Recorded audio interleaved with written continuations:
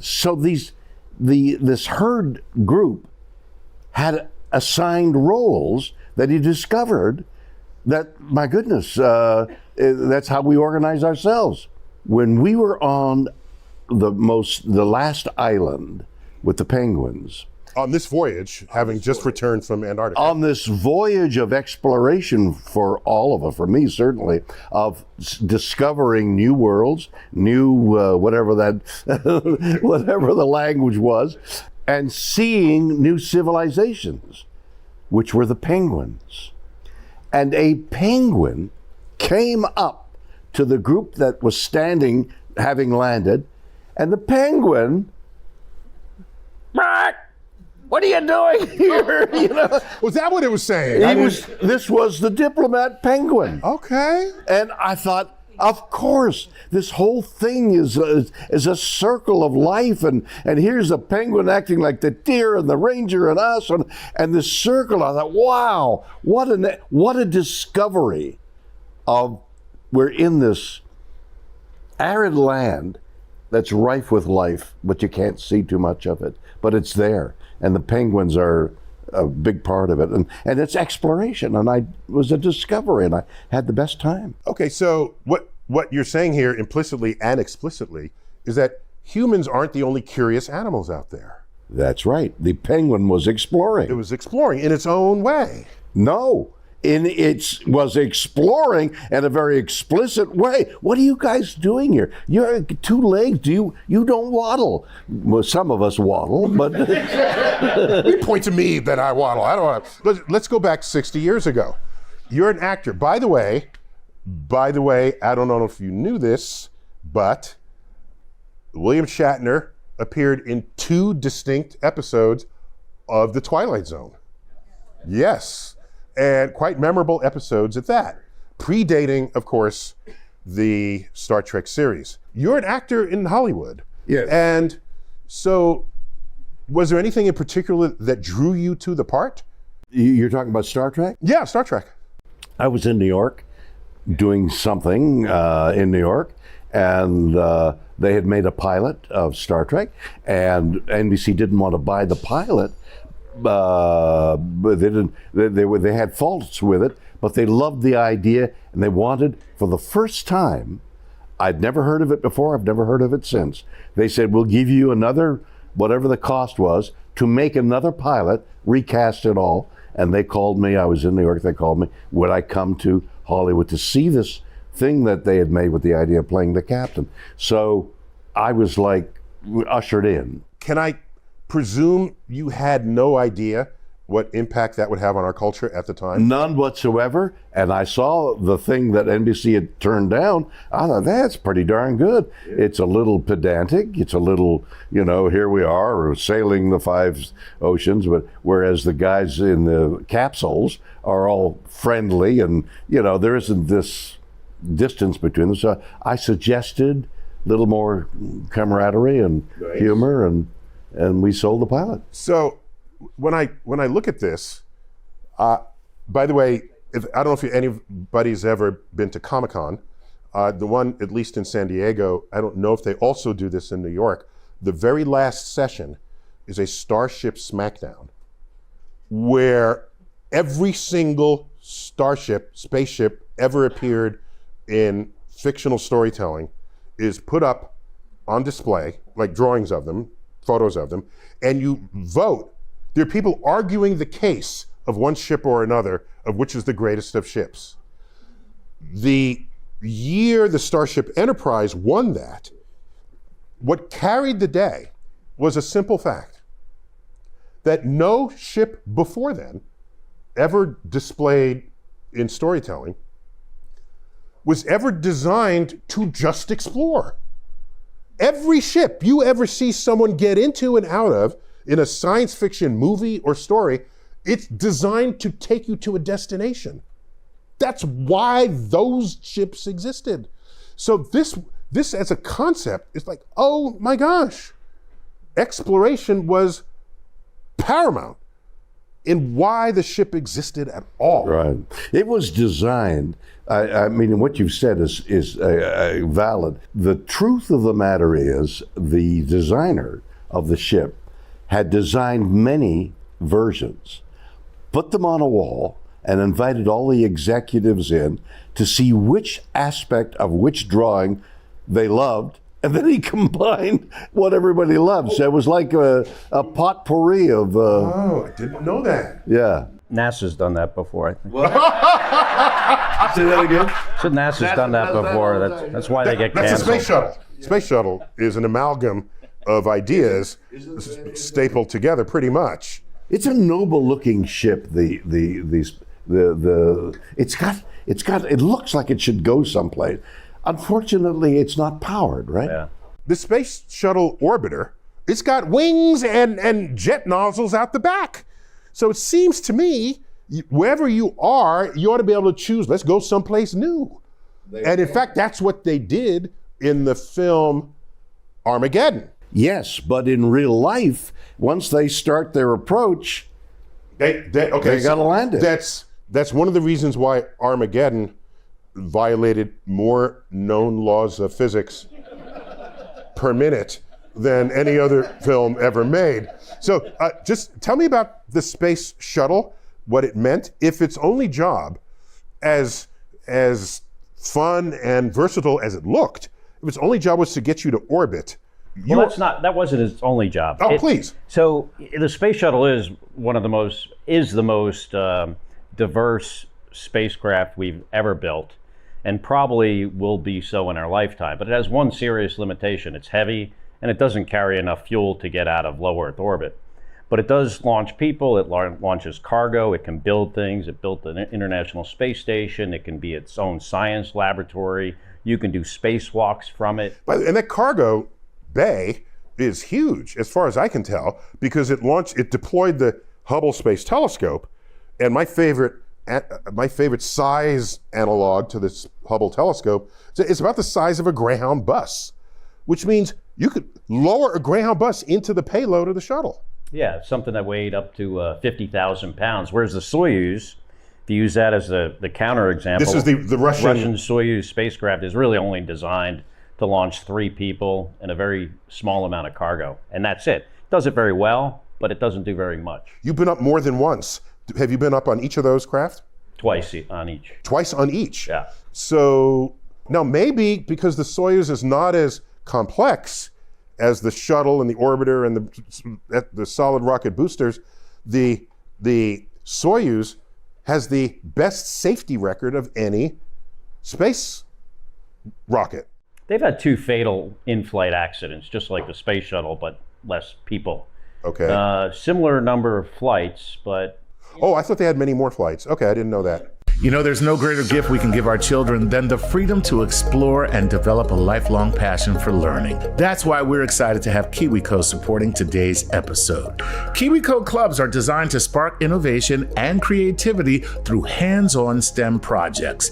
Each monthly crate is packed with crafts, experiments, engineering challenges, models, and games. And with 5 different KiwiCo clubs to choose from, there's something for every age and curious mind. And for kids who love diving deep into science and engineering, KiwiCo Labs brings real-world concepts to life with exciting projects designed by educators, engineers, and even rocket scientists. From chemistry to robotics, each crate builds knowledge and confidence through fun, engaging experiences.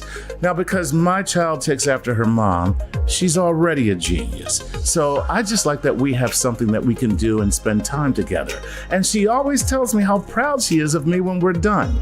Like I said, she's the smart one. But seriously, it's a lot of fun and it strengthens our love of STEM. So visit the link on screen or use code StarTalk at checkout to get 50% off your first monthly crate. That's kiwicode.com/StarTalk for 50% off the gift of learning, creativity, and exploration. And now, why don't you explore the rest of the show? Where does this fit with you? We learned earlier on this voyage, you gave a marvelous talk reviewing Shackleton, the explorer to the Antarctic, and the trials and tribulations he went through, and no one died after he got stuck in the ice. And he's a bit of a hero of yours, as we all felt. And mine too. And yours too. So here's someone who's gone where no one has gone before. Oh, I've heard that. Boldly. Boldly gone where no one has gone before. Sorry, he's right. And you sound so good on the track. Is that you narrating it? That was me. Boldly go. Yeah. Oh my God. That was you, though, right? That was I'm me. pretty Yeah. sure. that was right. With the very famous split infinitive. Boldly go boldly. Yeah, and later in the later films they said to go boldly. Well, I wrote a book called Boldly Go. Yeah, no, we love that. When they tried to fix the grammar in a later movie, it was like, no, that's just deal with it. Doesn't work that way. Yeah, it doesn't work that way. Talking about ships and Yeah. its efficiency, I was invited to the Cape one time. We rolled out the red This would be carpet. Cape Canaveral, Florida. Yeah, where they would launch all our spaceships, and in the center of one of those hangars, on a platform, was the Lunar Excursion Module, the LEM. Went up the stairs, and they invited me in to the LEM, which looks like whatever you call it. The Pergola? yes, exactly. It's the simplest little, and you get inside, and they have a hammock to lie down. I lay down on the hammock, and it's this ridiculous children's toy, and it's got more instruments, more complications, and that's the result. From the shuttle to the spaceship to the thing and the mod, they've got a little garden tool thing to land on the moon, get out there, take a picture, get back in, and then meet up with the whatever we call it, the thing circulating. The command module, or orbiting. Then they get out of the LEM Yeah. into the ship that's going to take them back to Earth. Mm-hmm. And what happens to the? Oh, that's been let. No. What happens to it? Crashes into the moon. It crashes into the moon. That's how. Eventually, I guess. However, if memory serves, Apollo 13 realized that for their life support, they needed some of the life support that was on the LEM. Right, So they that crawled into the in LEM. missions subsequent to Apollo 13, didn't they keep the LEM a little further in towards Earth to Yeah. make sure? Is that what happened? I don't remember. They used life support systems to save themselves. The life support systems on the LEM, they had to do some modifications, but they were able to use that to safely get back. Can you to Earth. imagine? You're getting, and they're saying, "Well, what'll we do?" And the engineers down on Earth are saying, "Well, try this and try that, and you're going to die." But when you talk about exploration and the means of exploration, from the what's his name, Thor Heidel, using papyrus as a raft, and then getting to all Shackleton in a wooden boat, and here we are on this modern liner, which was being explained by you, that the engines here are of particular make, and because we don't hear the engines propelling this boat as we are right now going back to Ushuaia, we don't hear the engines, except every so often, and I didn't understand why, you hear, when we're parked, you hear a rumble. I think, what is that? Is that the anchor going down the ground? It's not. Well, station keeping. It's the station keeping from... Yeah, so you could drop an anchor, but if you don't need to, then why, right? And now we know exactly where the boat is. So it's not my boat. The captain knows. All the means of exploration going on, the variety of things that we're using to explore. Well, let me throw a little monkey wrench in this. As usual. If you know that much about where you're going, and it can be done in the safety and comfort of a luxury ship, then is it really exploration? If the risks have been reduced But to you zero, mean if you're rowing in an open boat, you're more exploring than getting if you're going where no one has gone before, that is exploration. All right. If you're attempting tasks that have never been attempted before, Scott goes into orbit. He's a guinea pig for the doctors on Earth because he's got a twin brother We're going to learn about, no one had done that before with a twin brother. It's incredible. What an incredible thing. Your brother was not the guinea pig, you were, because you're in space and you're exposed to cosmic rays. What happened to you? Well, I was exposed to the environment. He was the guinea pig on Earth that was a complete. Yeah, keep telling yourself that. He's chilling on the safety of Earth's surface, and you're not. And, you know, he had people following him around the country and taking all kinds of samples and having to leave stuff outside his front door, and also was like the lowest... Stuff outside his front door. We figured what that is. Yeah, for people to pick up. Lowest paid government employee at the time because they had to pay him, so he was making minimum wage because he was no longer a NASA astronaut. So I really have to hand it to him to do that, whereas I was like getting all the glory by being in space. But also, like you mentioned, the radiation. Yeah, but your heart is smaller than it was when you went in there. Yeah, stuff happened to you. Yeah. It grew back. It did? But as my wife Amiko says, it's a good thing I started with a big heart. Oh. That's great. I just want to understand this. So even though the exploration was not in the realm of place, it was in the realm of physiology. It's exploratory physiology. That's exploration. I agree. Yeah. I agree. So what did we learn by exploring what happens to your body in orbit for how many days? On that mission, 340. 340. Yeah. They couldn't stay an extra 25 days and call it a year? I wanted to, but the Russians had a certain schedule they had to meet, so we had to come back. Because you came back on the Soyuz. Yeah. Let me remind people, the Soyuz does not land in water. They just land on land. They crash land on the crash prairie. land. Yeah. It's really not a landing. Well, the old adage, if you walk away, it's a landing. It's the ultimate e-ticket ride when that parachute opens. And if I hated being in space every minute for that entire 340 days, I'd do it all over again for that last 20 minutes.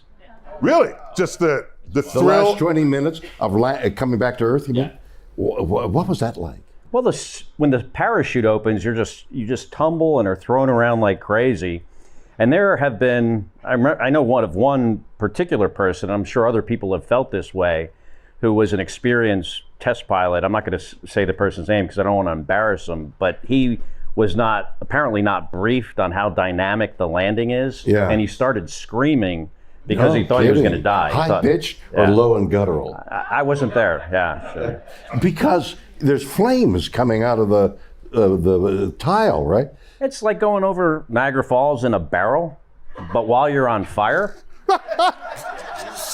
And as soon as you realize... So, I mean, the flames are coming up through the windows. Wait, you're on fire. Wait, that's while you're slowing down on re-entry. But chute opens a little bit later. The chute opens later than that. Oh, I understand that.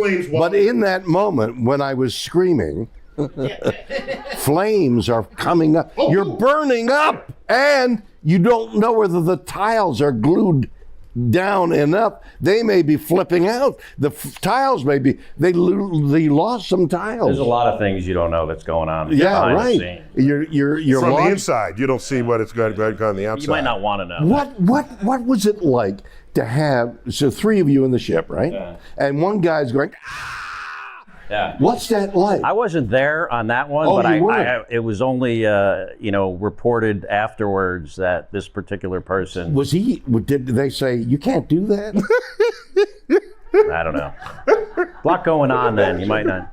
I'm an astronaut and I explore space. I'm going to Mars, but when I came down, I saw flames.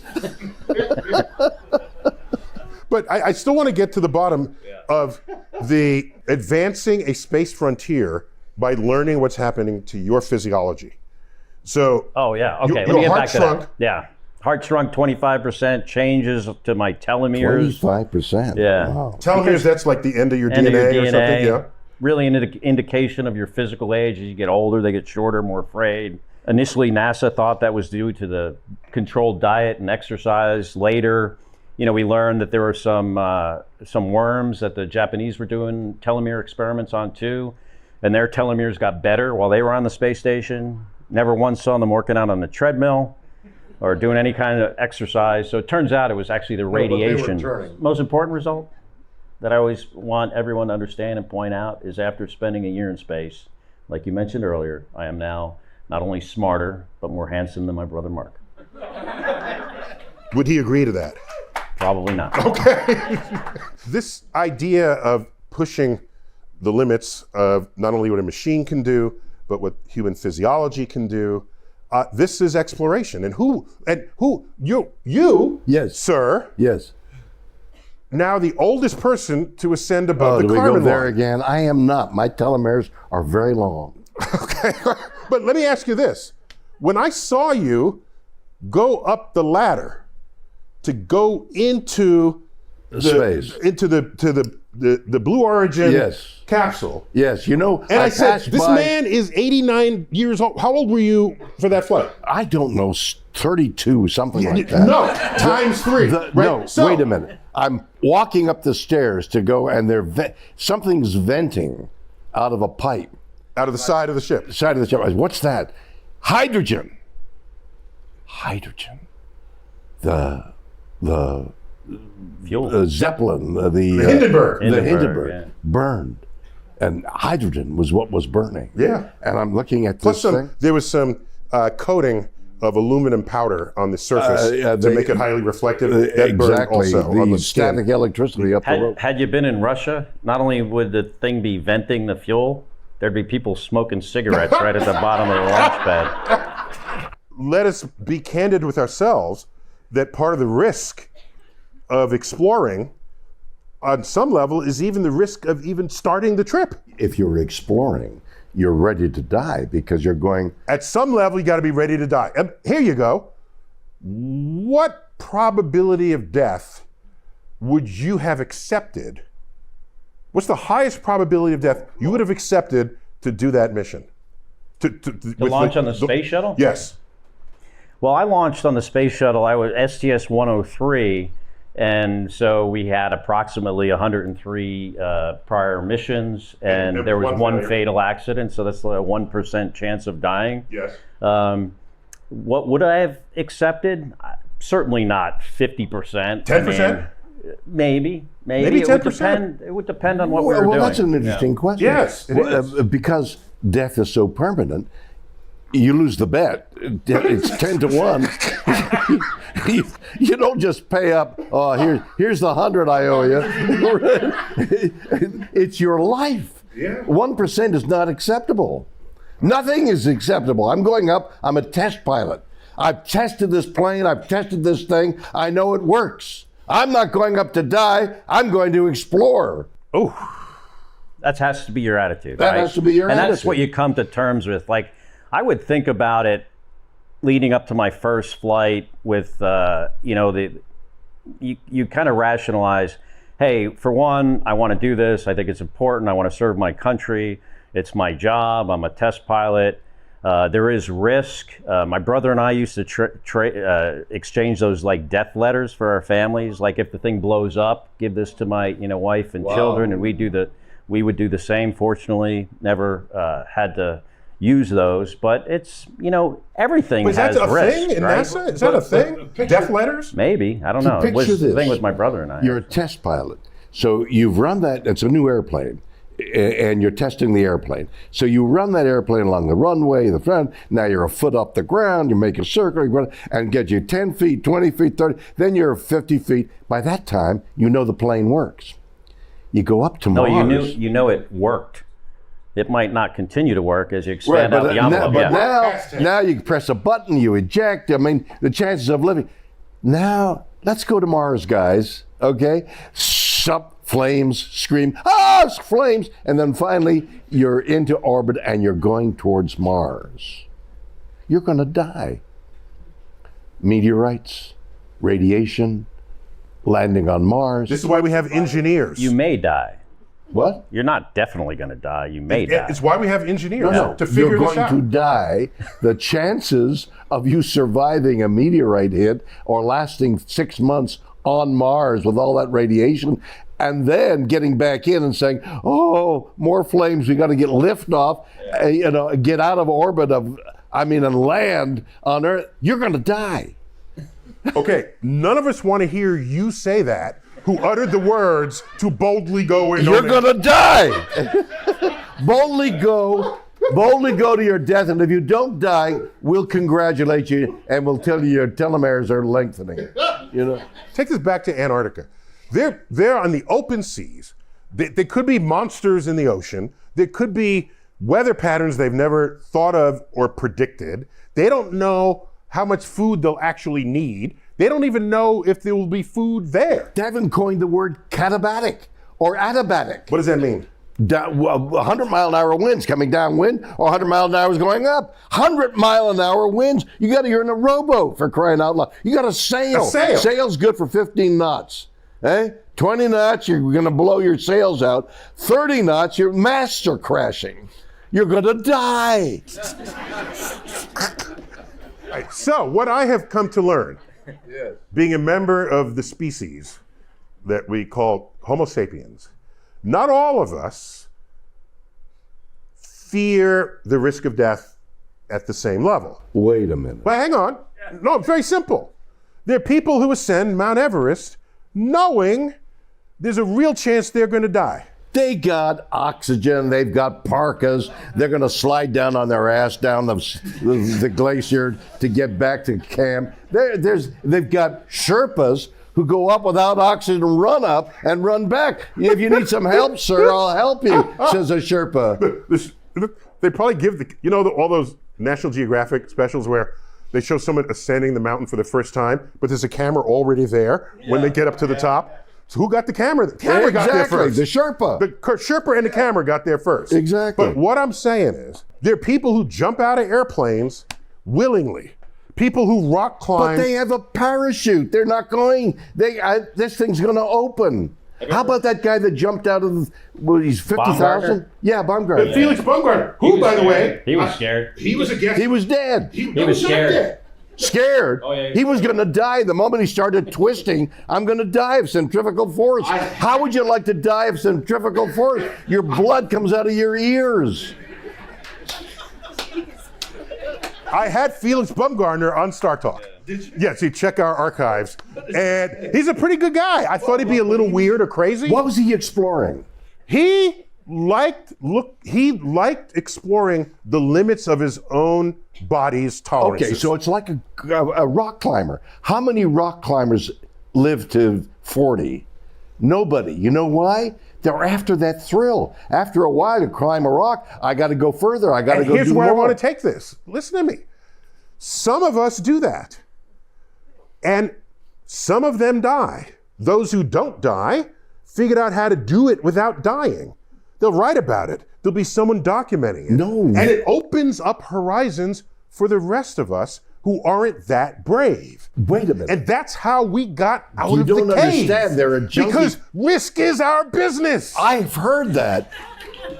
They're adrenaline junkies. They need the adrenaline. And the adrenaline doesn't flow after 3 times. Dude, if we didn't have them in our species, yeah, we'd still be in the cave. Exactly. They're the explorers. Yes. And as they're falling, they say, I'm dying! And that's it. But the next person that does it makes sure that they don't make whatever mistake that's exactly that the previous right, until person they make did. their own mistake, and that's what these guys are. That's who the original group of astronauts were. I would agree with you on the one-way mission is not something I would be interested in. Right. Because having lived in an enclosed, sealed environment for a year when you cannot walk outside, Earth has like everything practically for humans. It has everything to offer. Wait, Scott, we went 150 years with people coming from Europe on one-way trips to the New World. Oh, I know it's for some people. It's not for me. Not for you. I would not want to live on Mars for the rest of my life. However, I would watch that reality show because I think at some point it's going to turn into like Lord of the Flies situation. The darker side of what it is to be human. But that's what we're on to an interesting part of this thesis of what is exploration. Those who do explore, those not the ranger with the deer and the penguin who asked a question. That's one kind of exploration. But the jeopardy of exploration is something to be discussed. who goes on what could be a one-way trip? These guys didn't know they had to know when that brave astronaut was seeing flames coming up from the entry point and screaming, "I'm going to die." That's just his humanity. But he was willing to go. Somebody must have said, son, the tiles are going to heat up, and you'll probably feel some heat, and it's going to look, oh, it's okay, I can take that. But when you see it flaming, and it's going to burn your parachute, and you're screaming, you're succumbing to humanity. So you don't always know where your limits are. Exactly. Even if you have bravado leading up to that. Exactly. Your bravado, but that's what this adrenaline is. One more rock I can climb. I'll put my fingers in there. I got a grip. Do I let go with the legs? I don't know whether I can. Because I can tell you the only friends I've ever had who died prematurely were rock climbers, dying in just such an accident. I'm telling you, that's why they do it. Yeah. Free climbing. See, I grew up in a city. The city was dangerous enough. I don't need to add other dangers. Exactly. Okay, I already was feeling it wasn't the exploration gene, it was a survival gene, enough so that I don't need to do something else to put my life at risk. So what is your collective opinion on people who are looking at, like the people who are going to go to Mars? Once the instruments go, people are going to go for at least a year and a half. Wait. So Bill, I think the people who want to go to Mars have already noticed that NASA has plunked an SUV-sized rover on Mars, following a half dozen other rovers that got there before it. Right. And this current rover brought a helicopter. So Mars is not some unbreached place by humanity. So I think that they're not thinking they're going to die. No, but they know that the risk, like Scott was saying, 1%, out of 99, 1%, that's pretty good odds. Yeah. I'm not going to die. But would you put the odds at 50-50 to go to Mars? I would say 50-50 is very generous. I agree. For the first ones to Mars, I'd agree. And I think that's what they were considering, maybe even for Apollo 11, right, Charlie? Maybe a 50% chance of success. Really? So now you're looking at guys in the magnificence, and they were all men at that time, in the magnificence of their manhood. They're running on the beach. They're in the best physical shape. They've learned everything. 6 years of geology, Jose was saying, wasted on him because he was... Jose, another astronaut on board here. They're trained to a warrior degree.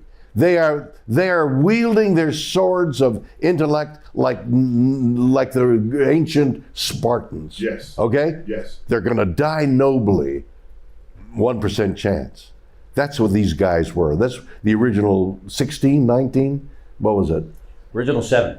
Original 7. Well, the Mercury 7. The original Mercury 7. So, and by the way, in the spirit of your exchange letters of who might die, it within a few years ago, I forgot exactly when, it went public, the letter that Nixon was going to read had Apollo 11 not successfully left the moon. And if it couldn't launch, they'd still be alive until they died.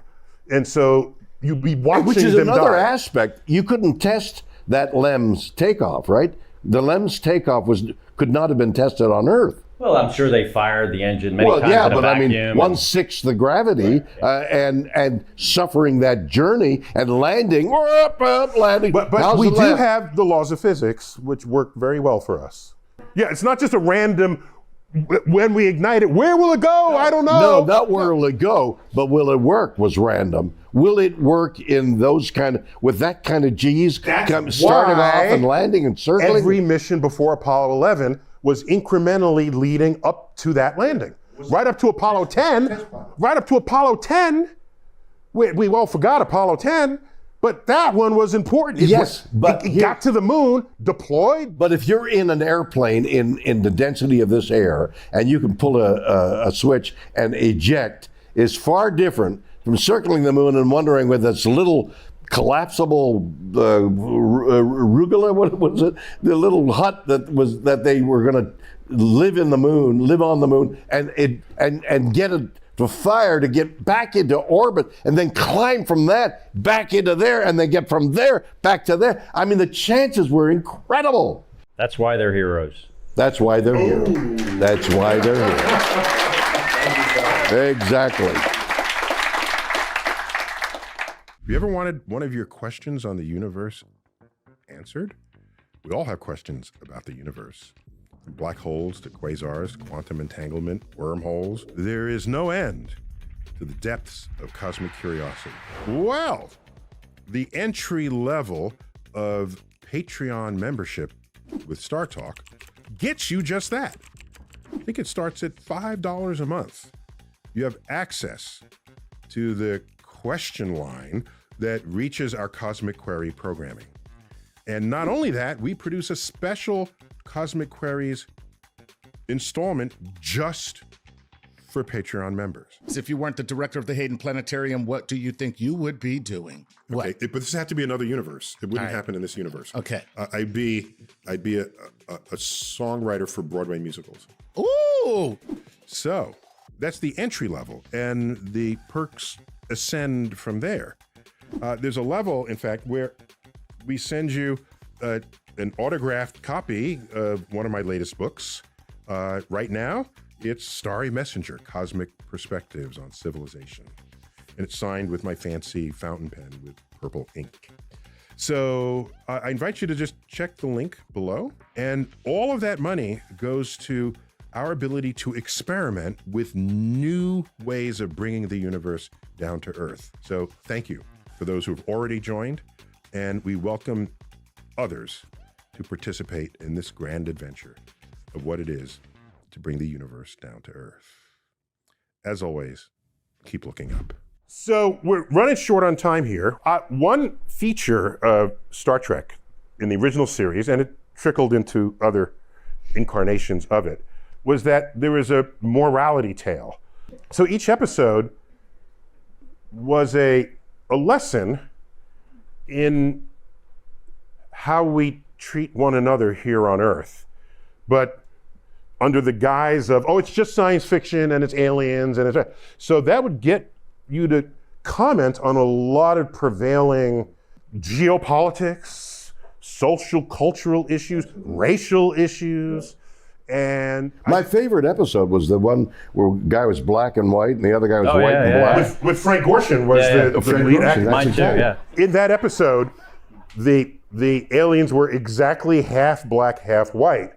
And one group of them were persecuting the other group. Why? Because they were black on the other half of their bodies. And so, again, it's just the space, but really, they're mirrors back to civilization, especially there in the 1960s. Yeah. Civil rights movement was still in full swing. Yeah. So I just want to say, to be able to explore and still do something socially conscious, I think was with Gene Roddenberry as the creative genius behind it all. And yes, he should get a lot of credit, but there were other guys that really worked on the show. You know, people and I was a huge Star Trek fan as a kid.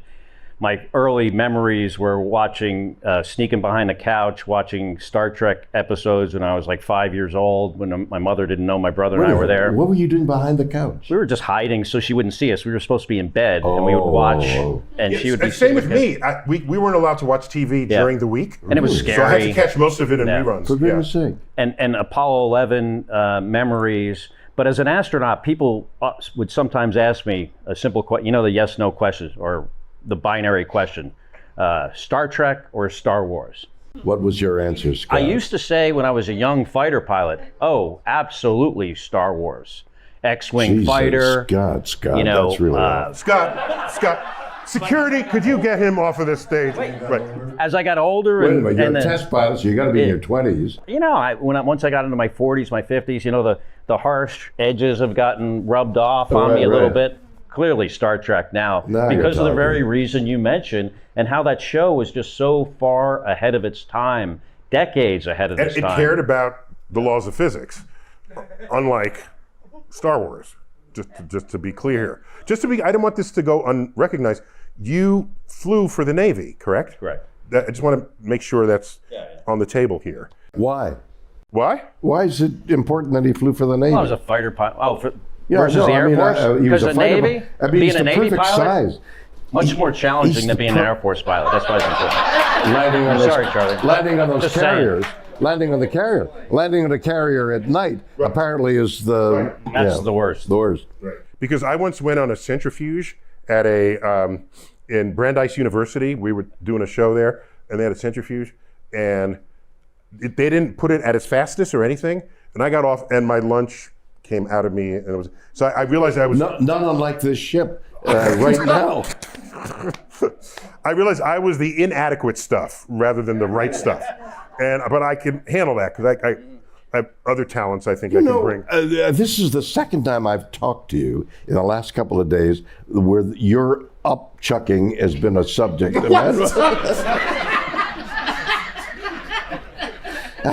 Is it a fetish with you? I mean, are you trying to release something from inside you? What is it? I'm exposing my vulnerable side. That's to who you an are. Audience. Yeah, That's all.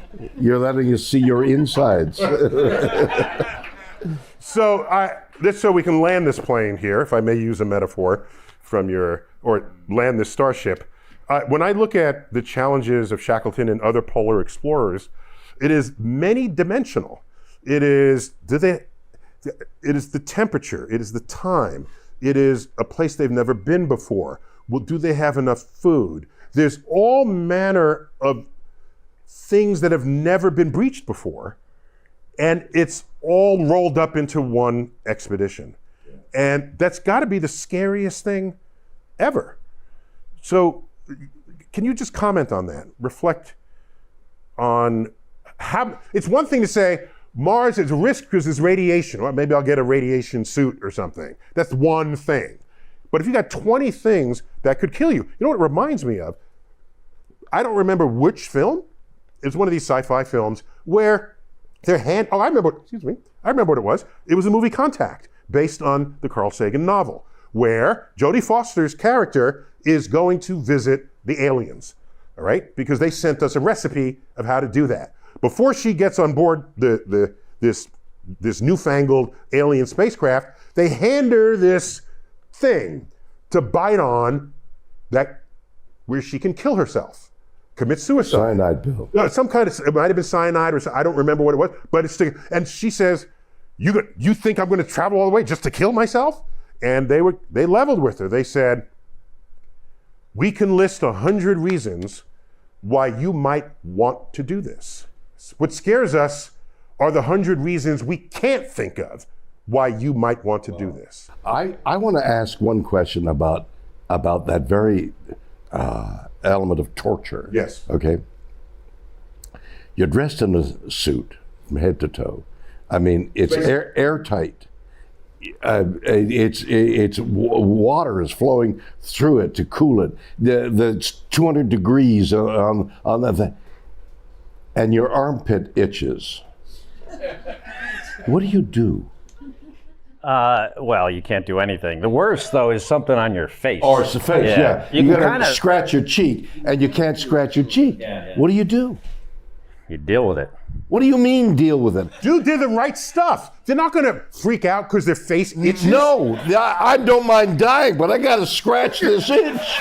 Not something we really ever talk about much. But it's so practical. As I understand, there was a variant on the spacesuit where they had like a thing where you can maneuver it from the outside. It can scratch. I read about this. Is that true? I don't know. I've never. I just heard about this. You may have heard about But it. I tested this. He was in one, okay? Whose word are you going to take? So I've tested this. I said to myself, if I'm in a spacesuit and my face itches, I can't scratch it. So I said, how long can I go without scratching a face itch? Right. And I would stand there, and initially it's a little twitchy. Yeah. But after a while, the itch goes away. So I pictured myself as an FBI agent, and I'm hiding in a closet, and the bad guy is in the room, and I itch. I got to scratch this thing, and he's going to hear me scratch. You wouldn't be a good FBI agent. No, you have to deal with that itch. Yeah, they'd shoot through the closet, and then you'd be removed from the gene pool. Absolutely. Here, you got an itch? Where is it? So I Bang. found you can resist itches. If you wait long enough, the itch goes away. Is that right? I have found. I did the experiment, at least on myself. Right. So now, We've covered that. all of my shows, when I have fun folks on, I want to give you a chance to ask me a question about astrophysics. Only because there aren't many astrophysicists in the world. In fact, if you do the numbers, is 1 in a million people in the world is an astrophysicist. So if you're ever in the same space as one of them, you better ask your My questions. ambition is to sit down and talk with you about all the stuff I have no comprehension about that you do. There's so much to learn from Ask you. me one question now. I can't think of one. Okay. No. Look, come to Scott. Scott first. Scott, go. Okay. Yeah, I wanted to clear something up with you, Neil. Uh-oh. Clear something up. From Twitter. October 9th in 2022, after the Top Gun movie came out, you said, late to the party here, but in this year's Top Gun movie, Tom Cruise character Maverick ejects from a hypersonic plane at Mach 10.5 before it crashed. Holy mackerel. He survived with no injuries. At that airspeed, his body would splatter like a chainmail glove swatting a worm. Just saying. And then I responded to it, and I Thus said, began the Twitter dust-up. yeah, so I said, depends on his altitude. I was going Mach 25 when I left the ISS on a spacewalk, and that was just fine, Oh, that's true. which is a lot faster. So, and it was interesting to see this whole thing unfold because people chose sides. Yeah, they so did. There was like, Tyson, you've never been in space, so I'm siding with the guy who's been in space. And other people said, you can't duck the laws of physics. So it divided right down the middle, I think. Yeah, and they thought it was just like beef, like we hated each other. It's Let Twitter. me ask you a question. Because the internet thrives on just that kind of... Let me ask you an astrophysicist question. You want to leave this dangling here? Okay, that's fine. No, I'll come back he's to it. going 18,000 miles an hour with there's no air, Yeah. and he's not suffering anything because there's no air. Because there's no air. Right. Yeah. You're talking about a winged airplane using air as a lift, right. and ejecting at 10,000, whatever it is. Mach 10 be 7,000 miles an hour. Yeah. But there's almost no air where a Mach 10 airplane would They fly. would fly very high. You can't Yeah. do that at low altitude. But that's kind of the whole point. Where there's less air, you can go faster so that you're still intersecting the requisite air molecules to measure the fact that you're going Mach 10. Next time you're driving down the street, Yes. 60 miles an hour, roll down the window. Yes. Sorry, how do you open windows? Oh, lower the window. Lower the window with the button. Stick your hand out, just like that. You can barely hold your hand straight against 60-mile-an-hour air.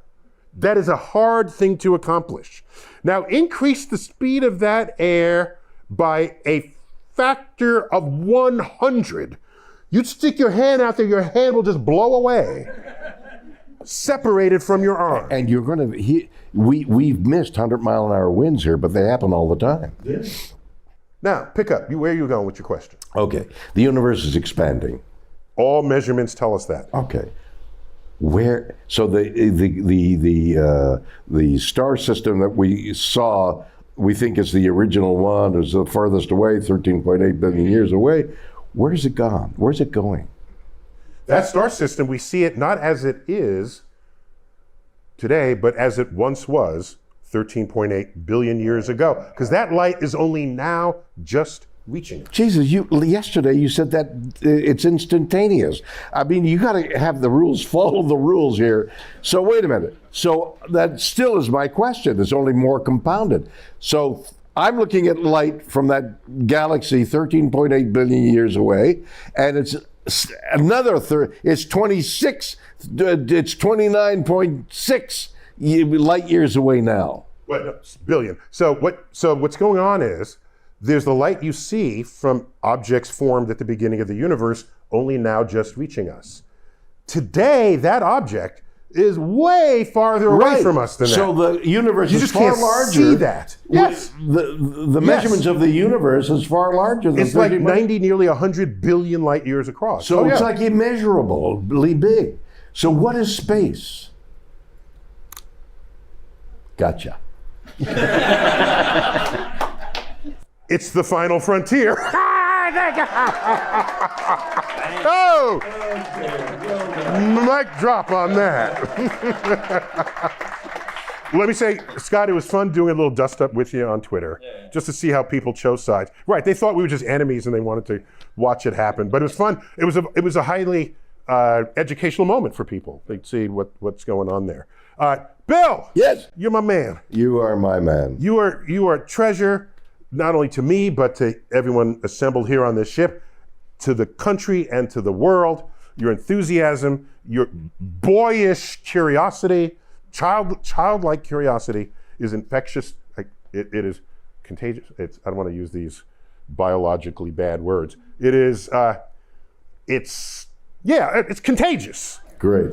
It's contagious to us all. That's wonderful. And Thank you. This past year, you had your 93rd birthday. Is that correct? My birthday is March 22nd, so it's not that far away. You'll be 94. I'll be 94. And there's a documentary called "You Can Call Me Bill" that's out and around making its rounds right now. It's really good. And I was with you for the New York premiere of that, which I delighted in.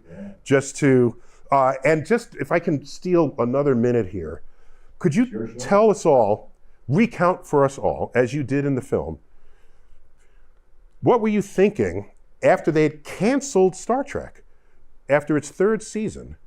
We haven't yet landed on the moon, and you're living out of a trailer trying to... Did I tell that story in the film? Or maybe you told me, I don't... But you're in a trailer in regional theater trying to make a buck. I have 3 children. They're going to school. I was getting divorced as the show was being canceled. I was broke. I couldn't write a $15 check at the end of Star Trek. I acquired, I think I bought it, an old truck with a cab on the back and a dog, a Doberman, and I drove and I put together a summer theater show, and I drove across the country to the Cape Boston, Cape Cod, and did summer theater for 13 weeks. Turned around, headed back home to go back to my family. Made a point of calling my agent every day from a gas station, put the quarters in, and he said, "Oh, Rose Kennedy wants you to come to a party. Can you come to?" I said, "Well, I'm on the road. I'm like, I can't come to a party. I got to go see my kid." All right, well, call me tomorrow. I called him tomorrow. He says, "I'm telling you, Rose Kennedy wants you to come to the Kennedy party and the thing." I can't come. I get to Phoenix. I call him. He says, "They'll send an airplane for you." Had I not been so blinded by coming home in this, pilots know about the danger of homeitis, is it? Where you sacrifice the rules to get home, you're so anxious. I sacrificed the rules. I could have asked her, send the plane to Arizona, fly me to Los Angeles, pick up my kids, fly back to New York, meet the Kennedys, and fly me back. I didn't think of it. And that was my journey, my initiation after Star Trek. So it went to a low, and then it has been ascending ever since. I've had good luck ever since. And of course, you have the book "To Boldly Go." Was that Boldly Go? But there's more than one book out there. Okay. Yeah. All right, we'll look for those. And Scott, what projects do you have going right now? I do a bunch of public speaking. I'm on some, advisory boards. Yeah. Okay. I write a little. I have some other book ideas I need to start. He's a wonderful harder public on. speaker. Yeah. He's perfect in front of an audience. Guys, thanks for coming back onto Star Talk. Yeah, it's great. So this has been Star Talk Live in a voyage sponsored by the Future of Space, an organization that's trying to connect us to exploration. Absolutely. And this is the inaugural voyage of the Space to Sea trip to Antarctica, which brought the 3 of us together, fortuitously. Fortuitously. Yes. I am Neil deGrasse Tyson, your personal astrophysicist, and as always, I bid you to keep looking up.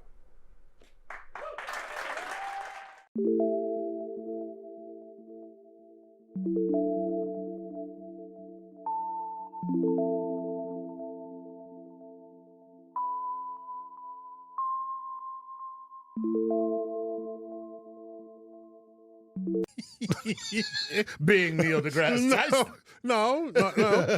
So I was once asked. Yeah. I give a public talk and Always. Q&A at the end. Right. And someone said, when was the last time you were wrong? Interesting. And I almost didn't understand the question. I had to think hard about what the person meant by that question. Okay. And I realized there are levels of being wrong. Okay, And that's I true. don't think she meant all levels. Okay. I And think why not? Because, for example, all right, I'll be home at 6. And you get home at 6:15. You were wrong. Covered in glitter. What happened? So you were wrong. Right. But no, that's not a federal case to be made of that. No, it isn't. And you were just wrong. Another one is, let's go left here instead of right. That'll be the fastest way home. And then there's traffic. Oh, my goodness. So you were wrong again. Yes. Right. So there's all these daily things where you're wrong. And so I'm still trying to figure out what she means by this, because I'm saying we're wrong all the time. Wait, where are you coming from? Everyone is wrong here? all the time. Oh, yes. All right. Yes. Yes. So I started ascending the wrong ladder to find the place where I thought she might have meant. And let me go through scientific wrong, okay? When you are on the frontier, most of the time you're wrong. Right. Because there's not enough evidence, or the quality of the evidence doesn't justify being right. All you can say is, this may be the case. I think it's this. And then someone has better data or more data, and they show you that you're wrong. So this, what you're just pointing out right now, was the biggest mistake with respect to information being given about COVID-19. Yes, precisely. Because people are thinking, well, if a scientist speaks, it must be right. Right. Well, when I say E = MC squared, yeah, that's right. Exactly. Okay, because we know that's true. Right. We have the benefit of decades of theory, experiment, and observation. So much so that it now becomes a law. We can call it a law if you want. Call We it a stopped law. calling We things stopped- law. yeah. We did, just because until the 20th century, it was laws of thermodynamics, Right, laws the of laws of gravity, this, the laws laws of of that. electricity, and then we just stopped that. Right, yeah. Because we found that as thorough and as accurate and as brilliant as all those laws were, we realized that they may be incomplete. Ooh, I love that. And that's different from being wrong. Yes. It's a whole other different thing. Oh, that's lovely. Okay, so incomplete. It's just incomplete. Well, the grade I got the most in college. Incomplete. I forgot about that grade. Remember that incomplete? I forgot about. You forgot That's that? it. Don't give me an F. I'll just. I am not failing anything. Okay? I'm just gonna be incomplete. Yes. INC. Yeah, Period. INC. I'm just listening. This is gonna cost me a few more dollars for these credits, but I'm incomplete. I forgot I'm all about taking it again. the incomplete grade. Yeah. All right. So we would find that classical mechanics, as brilliant and as effective and as much as it explained to the world, Right. it didn't explain the whole world. Right. And we needed a deeper understanding. Then quantum physics comes in. We are in the centennial decade of the development of quantum physics as a branch of physics. That's how young it is? 100 years. Yeah. It's the youngest of the major branches of. There are other branches like quantum chromodynamics and things, but basically, in terms of the big ass branches of physics, Right. 100 years old. Whereas Newton and gravity been around 400 years. Yeah. Okay. Yeah. So we find there's a deeper understanding of reality in which it's embedded. So in that sense, you're incomplete but not wrong. Okay. Excellent. So I don't know. Should one say that you're wrong in that case? I don't know. So because COVID-19 was novel in the Right. sense that it had not come around before. By the way, that's what they called it at first. The novel, The novel coronavirus. Correct. That's evidence that we were unfamiliar with its ways and means. Right. And the ways of how it works, how it gets transmitted, how communicable it is. All of these were uncertain at some level. The CDC, which is accustomed to just declaring what is true, is trying to declare truths about something that is in progress in our understanding of how it behaves. So I think the public and agencies need to look back on that episode and think about how to approach that the next time. Yeah. And say, for example, you can say, here's what we know now based on the research available to us this week. Check back in a week. If there's more research papers that come in, we will update you. Okay? It will say, no, we thought this would work, but we have refined evidence that it'll work better if you add this regimen compared to that regimen. We realizing it's not transmitting on the surfaces as much as we thought. Right. You don't have to wash your groceries coming in. Exactly. But starting out that way, it might have been the case. You never know. You just never know Right. when you're on the frontier. Yeah. So scientifically, we're wrong all the time on the frontier. But once it gets verified, then by multiple experiments, by multiple people, including your competitors. Well, most importantly. Most importantly. Because right? they're the people, like I said, the greatest thing about science is it's filled with haters. Science is filled with haters. And scientists are just like, oh, bring it on, haters. Yeah, check my work. Like, yeah. There's someone wrote an article, 100 against Einstein. Right. Okay. Because they're the haters, You're right? haters. Okay. Because they didn't want to believe relativity. It was too weird for them. And Einstein replied, I'm paraphrasing here. He says, if I'm wrong, you wouldn't need 100 reasons for it. You would just need one. If you could. Right. Damn, that's a rap battle if I ever saw one. That's the quote from Shakespeare. Methinks the lady doth protest too much. Yes. Yeah. Here's another way you can be wrong. You can be wrong and right at the same time. All right. So there's Claudius Ptolemy, Alexandrian mathematician, brilliant. And he codified the geocentric universe. Wow. Okay? Okay. And how do you do that and still make sense of the world? Well, if Earth is in the middle and you look up in the sky and you see planets moving forward and then backwards, slow down and go back forward again, how do you explain that if you're in the middle? The planet must be making loops of its own. Thus was the codification of epicycles, where all planets, as they orbited the Earth, made loop-de-loops of their own. Because that's what we see in the night sky. So he codifies this. He was wrong as all get out. And it made perfect sense. But it's what it looked like. yeah, look at that. We're seeing it. And he was humble about it, though. Really? In the margin of his book, which exists in the Arabic translation, because I think some of the original copies were burned when the Alexandria Library burned, but it had already been translated and was in Baghdad, and it's known today by the Arabic title, Al-Majest. Al-Majest. The greatest. Ooh. Yes, people knew this was some badass stuff. So in the margin, how humble was he to write, when I trace at my pleasure the windings to and fro of the heavenly bodies, I no longer touch earth with my feet. I stand in the presence of Zeus himself and take my fill of ambrosia. Wow. He was feeling it. He was high as I don't know what.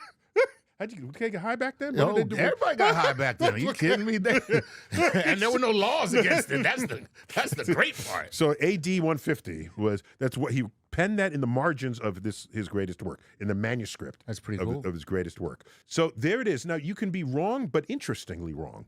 That triggers the work of other people. Right. He's on the frontier. So like I said, scientists on the frontier were wrong 90% of the time. He was wrong, but interestingly wrong, because using the epicycles, you could predict where the planets would be. Exactly. It had some utility. Right. 1,400 years later, Copernicus comes along, says maybe the sun is in the middle and not the Earth.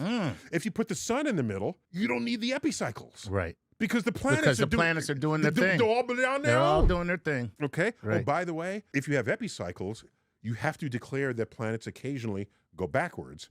They invented a word for that. The astrologers invented a word for that. Oh, yeah. It's Mercury in retrograde. Retrograde. Oh, my God. That's a little. Nothing in my life is working. Mercury's in retrograde. Oh, my God. Give me my crystal. I need to make sure that my life gets right. Okay, anyway. Listen, go ahead and hate me. I don't care. What? Please. Anyway. You just indicted an entire demographic. No, here's the thing. What? Here's my thing. You are welcome to believe whatever stupid thing you want.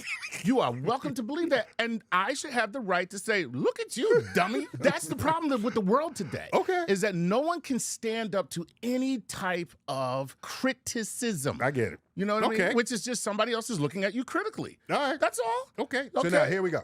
So to have a word for when the thing goes backwards when it's not actually going backwards is an interesting fact. That is interesting. And so, for example, if you're at NASCAR and you see the cars going around a circle, when it's on the other side of the track, you don't say it was going backwards. Backwards, right. There's not a special word for it when it's on the other side of the sun, coming back left and right. You don't invent words for that. That's true. It's going in the same direction, forward at all times. At all times. Right. Okay.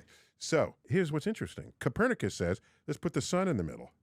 Epicycles, even after he did that, were more accurate predicting the positions of the planets than his heliocentric model did. Look at that. I know. So, do you throw it out if it's not as good as what was there before? Do you know why it didn't work? No. Because he presumed that the almighty creator of the universe, Zeus.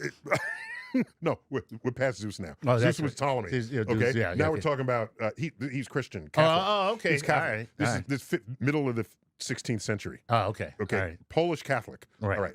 So he presumed if God made the universe, what's the most perfect geometric shape? Circle. Circle. So planets are clearly moving in perfect circles. Perfect circle. Why would God move in any other shape? Exactly. Because God is perfect. Exactly. And a circle is perfect. So it's got to be what It's God got to be wanted. okay, exactly. Yeah, makes sense. So invoking deity as a motivating force for his scientific thinking. All right. It's not in perfect circles. No. That's why he wasn't getting the right answer. It would be another 50 years before Kepler, German mathematician, using data from Tycho Brahe. I practice that. I just want to show off. Tycho Brahe. Yeah, most people say Tycho Brahe. Okay. Tycho Brahe. All right. Okay, I worked that. Give me a pat on the back. Right There here. you go. Thank you.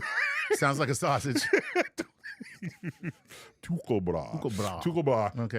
A master observer of the night sky. Okay. And got data on where all the planets were and everything, and when they were where they were in the sky. Kepler used it, and after tortuously scratching his head over what it all meant, he finally landed on the fact that planets orbit in ellipses rather than in perfect circles.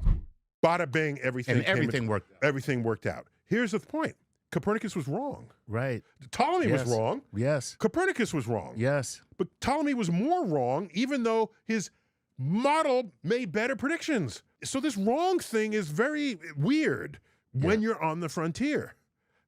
Just saying. Within wrong, you can bracket a little bit of right. Yes. Yes. Beautifully put. And Copernicus bracketed enough right to say, let's stick with this and see if something else needs adjustment. Let's go back 20 years. All right. Just Or- 20 years. No. Or a little more than 20 years. 30 years. 30 years. Okay. Mid-1990s. Okay. There was the discovery of the first exoplanet.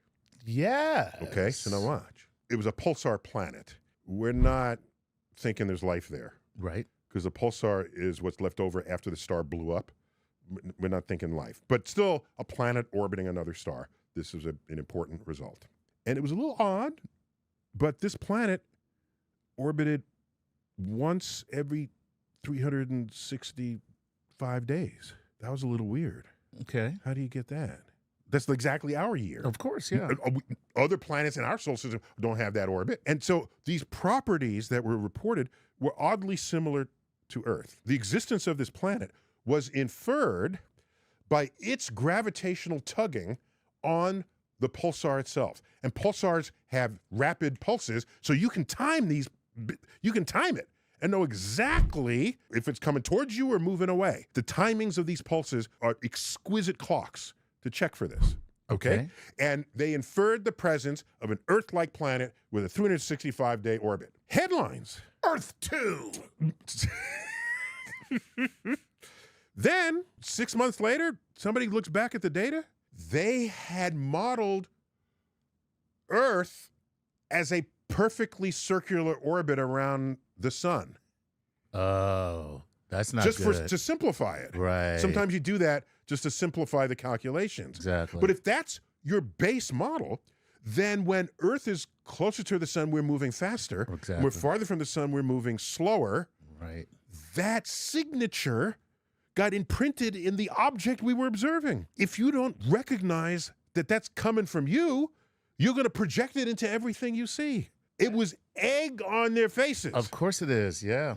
because they should have known better. By the way, I understand why that's wrong. So they really crapped the bed. However, this is science, okay? If you're wrong, you don't want somebody else discovering that. That's right. They found it. They printed the retraction, and it was reported at the annual meeting of the American Astronomical Society, the retraction of that paper, and got a standing And ovation. people were like, yo, way to go. Way to go. Way to be wrong. You stupid people. You're amazing. Oh, what amazing dummies you are. So the applause was that they found the error. They found the error. They admitted the error, and it's not a mark on his reputation. Exactly. But if you go to your grave saying, no, I was right, and people already know you're wrong, give up, take on another profession. Yeah. No, I love that story. Yes. Yeah, that's it. That speaks volumes. I love it. That's science at its best. Yes. Really. Absolutely. Yeah. When it's at its worst, it's at its best. Ooh. I need mics to drop. I'll give you a fist bump. Oh, fist bump. There That'll you work. go. So now, that's the frontier of science. Now, am I where this woman was trying to get me to say, when was the last time I was wrong? No, because I figured out what she meant. What does she mean? Is there something I believe really strongly with my heels dug in and I'm resisting evidence to the contrary? Yeah. Then I'd be wrong and embarrassed by that. She was going a new place that I think pervades in our society. There, people are certain of what they think and will fight you if you think something different. And they can't be, if they are wrong, and they can't be convinced of it. Well, see, that's the thing. Because when you have that belief, which is not scientific, because beliefs, as I have said, I don't believe in science. I just believe the science. Yes, it's not something to believe in. It's not something to believe in. Yeah. As I said, the good thing about science is true whether or not you believe in it. Right. And of course, what I mean by that is the science, not the frontier, because we're all wrong most of the time. It's after that filters in. Right. Oh my gosh. Yeah. You can't just say, I want to repeal the law of gravity. Yeah. I don't believe it. Because you gained 3 pounds last week. Right. I don't believe it. Right. It's too many Big Macs. Which, by the way, that is the defense, and you'll see people make this defense. I don't believe it. Right. And so that was the category of belief that I think she was inquiring within me. And I carry no such beliefs that would be susceptible to that question. Because I am always open to the possibility? Yes. Because I'm a scientist and evidence matters. Now, this is what everybody right now who is watching this, Yes. this is what they're all asking. What's that? So then do you leave open the possibility that there may be a God that Of course. created everything? Of course. All the time. Oh, snap! No, that's not a snap No, thing. wait a minute. No, We have just really opened up something. No one believes that about you. Let's assume that there's something in me that we can call belief. Okay? The level of belief I place in something will always be proportional to the evidence that supports it. Imagine your whole life pivots on something that you believe is true. Oh, I don't have to imagine that. That's already happened. Okay? Yeah. So this might be the case, for example, in religions. Yeah. Okay? So Christianity pivots on the resurrection of Jesus. Okay? That's a major feature of Christianity, and belief in that is a major tenet of what it is to be a Christian. Suppose you had access to a time machine, and you say, of all the events in the Earth history, what do you want to witness? I want to go back to the day where the rock was rolled away. Exactly. Okay, so And let's they say... said, the angel said, he is not here. Okay, so now you go back to that day. Uh-huh. And you see thieves roll it away and steal the body. That would be information that would completely destabilize. Crush everything. That's right. So that's the extreme version of what I think she was asking me. When was the last time you were wrong? And she wanted to know how willingly would I give up thinking I was right. So that's an extreme. I give that just as an extreme case. But from a neurological standpoint, it wouldn't make a difference to most people. They would enter a state of cognitive dissonance, and they would find a reason why that information that they see visually does not match with their belief, and then they would find a way to reconcile cases, it. so that they preserve Exactly. the belief. I think that's the most extreme example Yeah. of what it would be to have a belief challenged. And so if you bring evidence to me, Right. that is compelling, either better evidence or more evidence, or ideally both. Okay. They'll say, hey, I haven't thought about it that way. Thank you. I will be thankful to the person for calling that to my attention. So that's why I kind of looked like a dog hears a high-pitched sound when she asked that question. I said, what? And then I had to work my way to realize what she meant by it. Because as a scientist, I don't want to say I delight in being wrong. I delight in being corrected.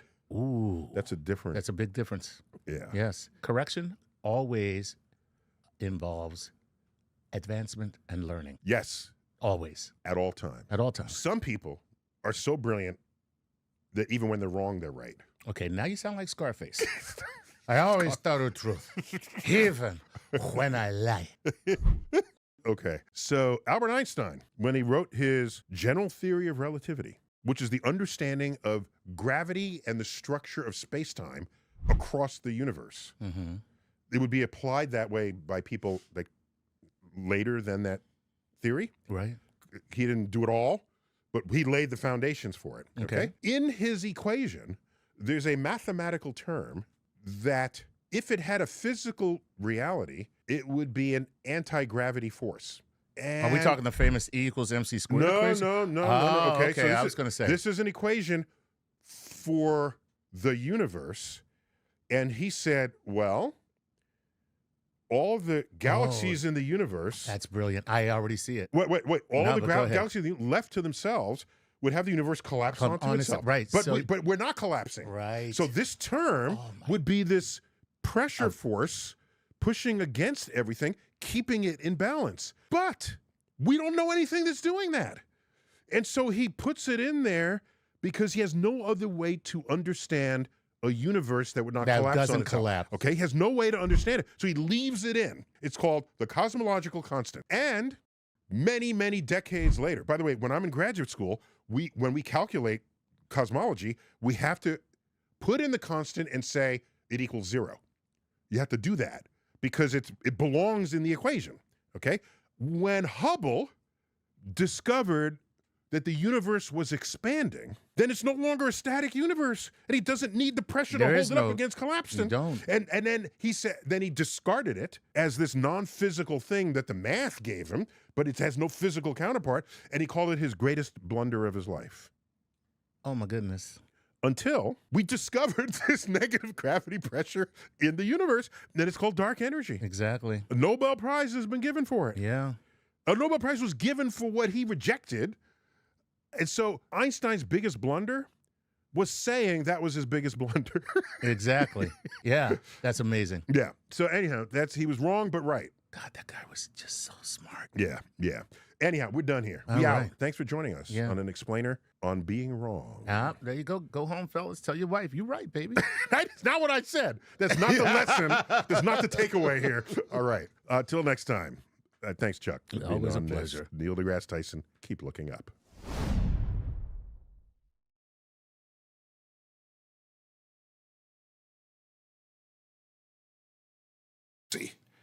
This is freaky. That's a freaky fact. Yeah. Was there some new way to make the measurement, or did you just sort of force it in on people and say, look, something's going on, invent some new test, because otherwise I don't want you to do this after I'm dead? This is Star Talk Sports Edition. So I've got Chuck Nice, one of my co-hosts. Chuck. What's up, Neil? All right. Every time I'm here, I have to list you as comedian and actor, and I haven't seen you act in anything. Just between you and me. I don't know what. That's how great of an actor I am. No, because you just blended in. I don't even know it's you. You don't even know it's me. Yeah. Okay. You're like, I thought that was Michael B. Jordan. What? That was Chuck Nice. Okay. All right. Maybe that's it. And of course, Gary O'Reilly. Gary, former soccer pro in the UK. So Gary, you felt compelled we could not keep doing Star Talk Sports Edition without hitting this topic. So why don't you give us the full intro that this needs and requires? So what's going on today? Right, CTE, or chronic traumatic encephalopathy, is a degenerative brain disease caused mainly by repeated traumas to the head. Now, concussions are the most dramatic of those, but it could be from years of heading a football. It could be from smaller contacts. It could be from contact sports like boxing or maybe American football. Oh, when you said heading a football, you mean heading a soccer ball? Yes. Because this is around America, football. Jack. Right. Just Our footballs aren't round. Yes, We don't they have round are. footballs here. Look, And if a ball hits a football player in the head, there's something wrong happened in that play. all right. So if I right. say soccer, I get pushback. If I say football, I get pushback. I don't win. So No, that's true. That's true. It's, it's a square ball. Look, the thing is, CTE is not particularly well understood. And up until recently, diagnosis took place, sadly, through autopsy. Ooh. Imagine. Oh. Symptoms, right?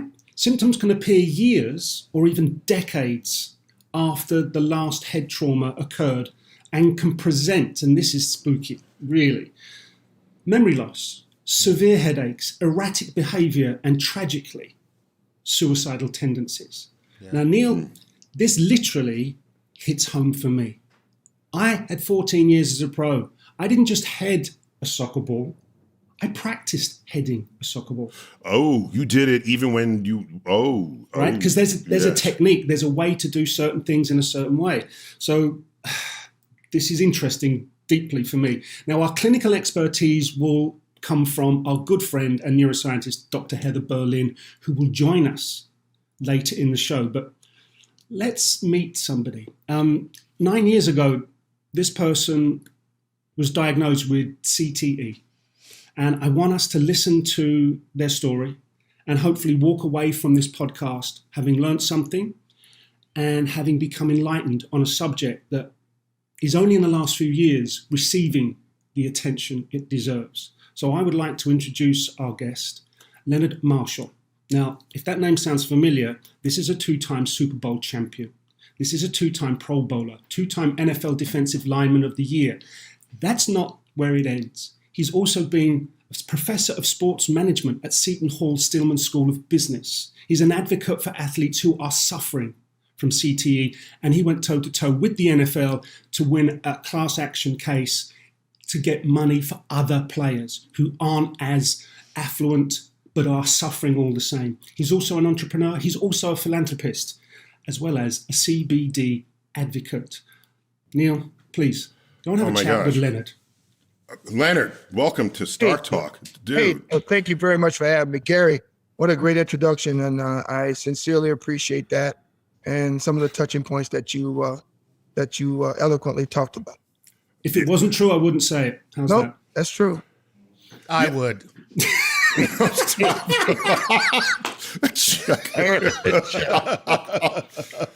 Let me just catch some people up on your resume here. So, if I understand correctly, if you're in the Super Bowl, you can't also play in the Pro Bowl. Is that correct?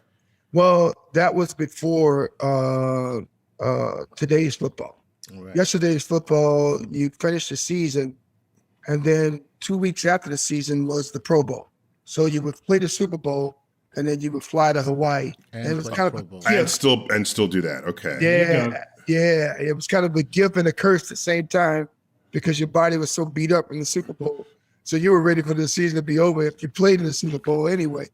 But most guys went to the Pro Bowl just to kind of have fun, drink Mai Tais, and lay on the beach. I know.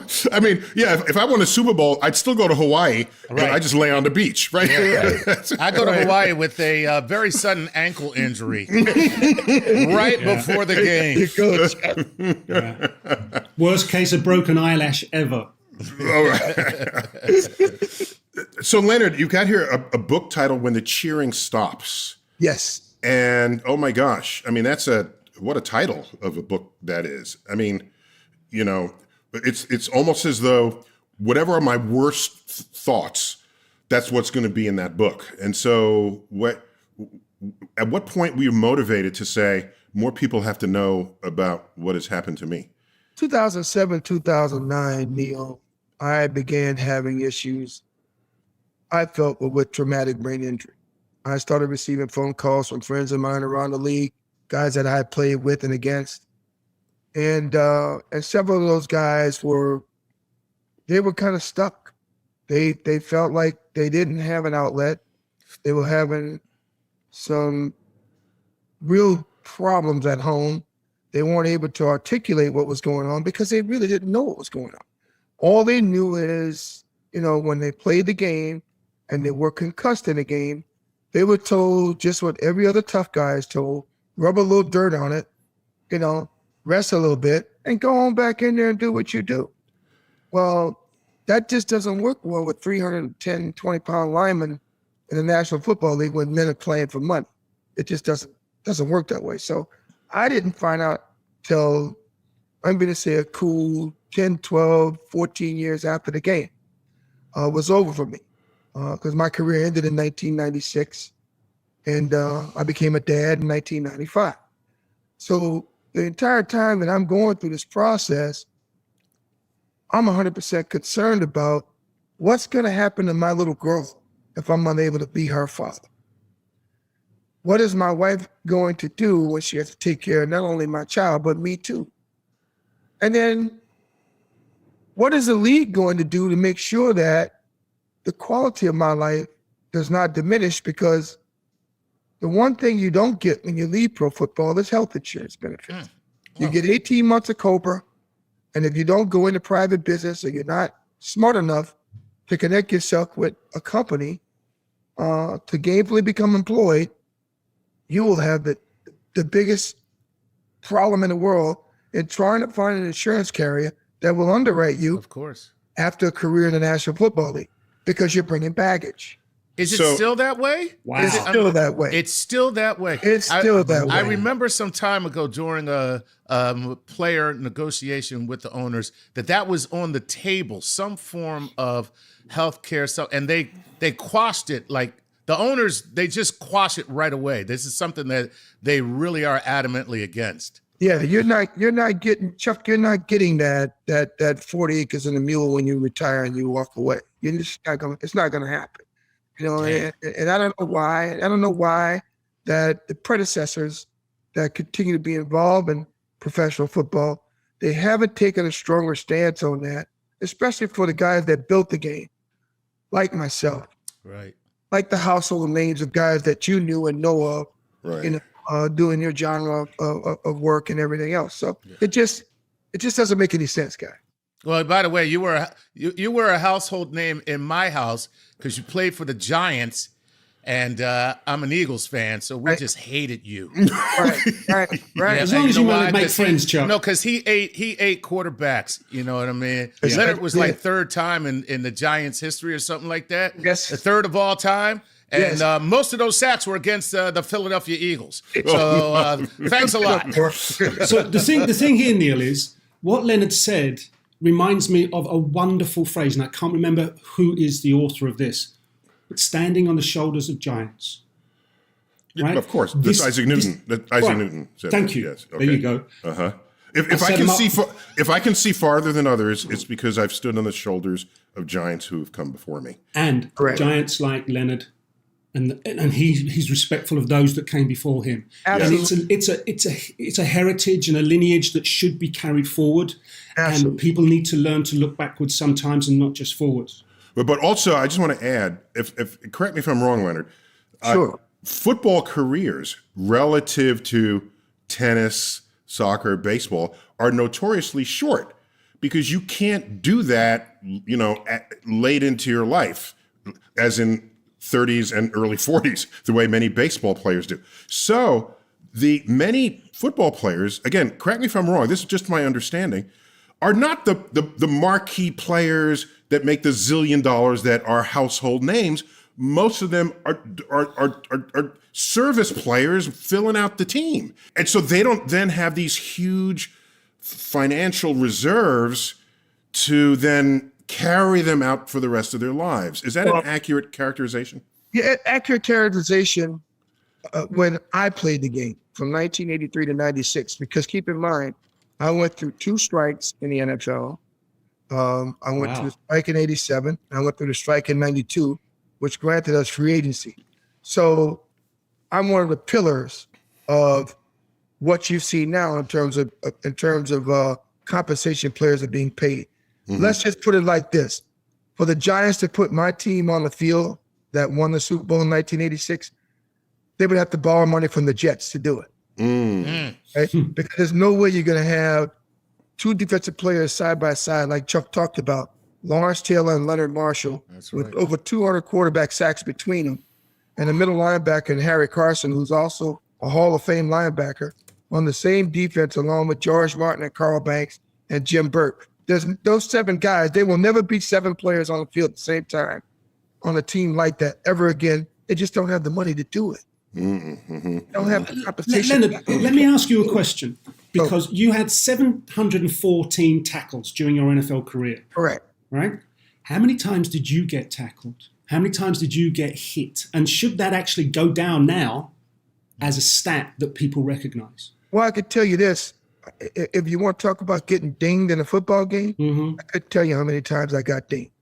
Now, ding to me is when you get hit or you have a head-to-head collision and you get up and you don't know where you're at. I couldn't tell you how many times that happened.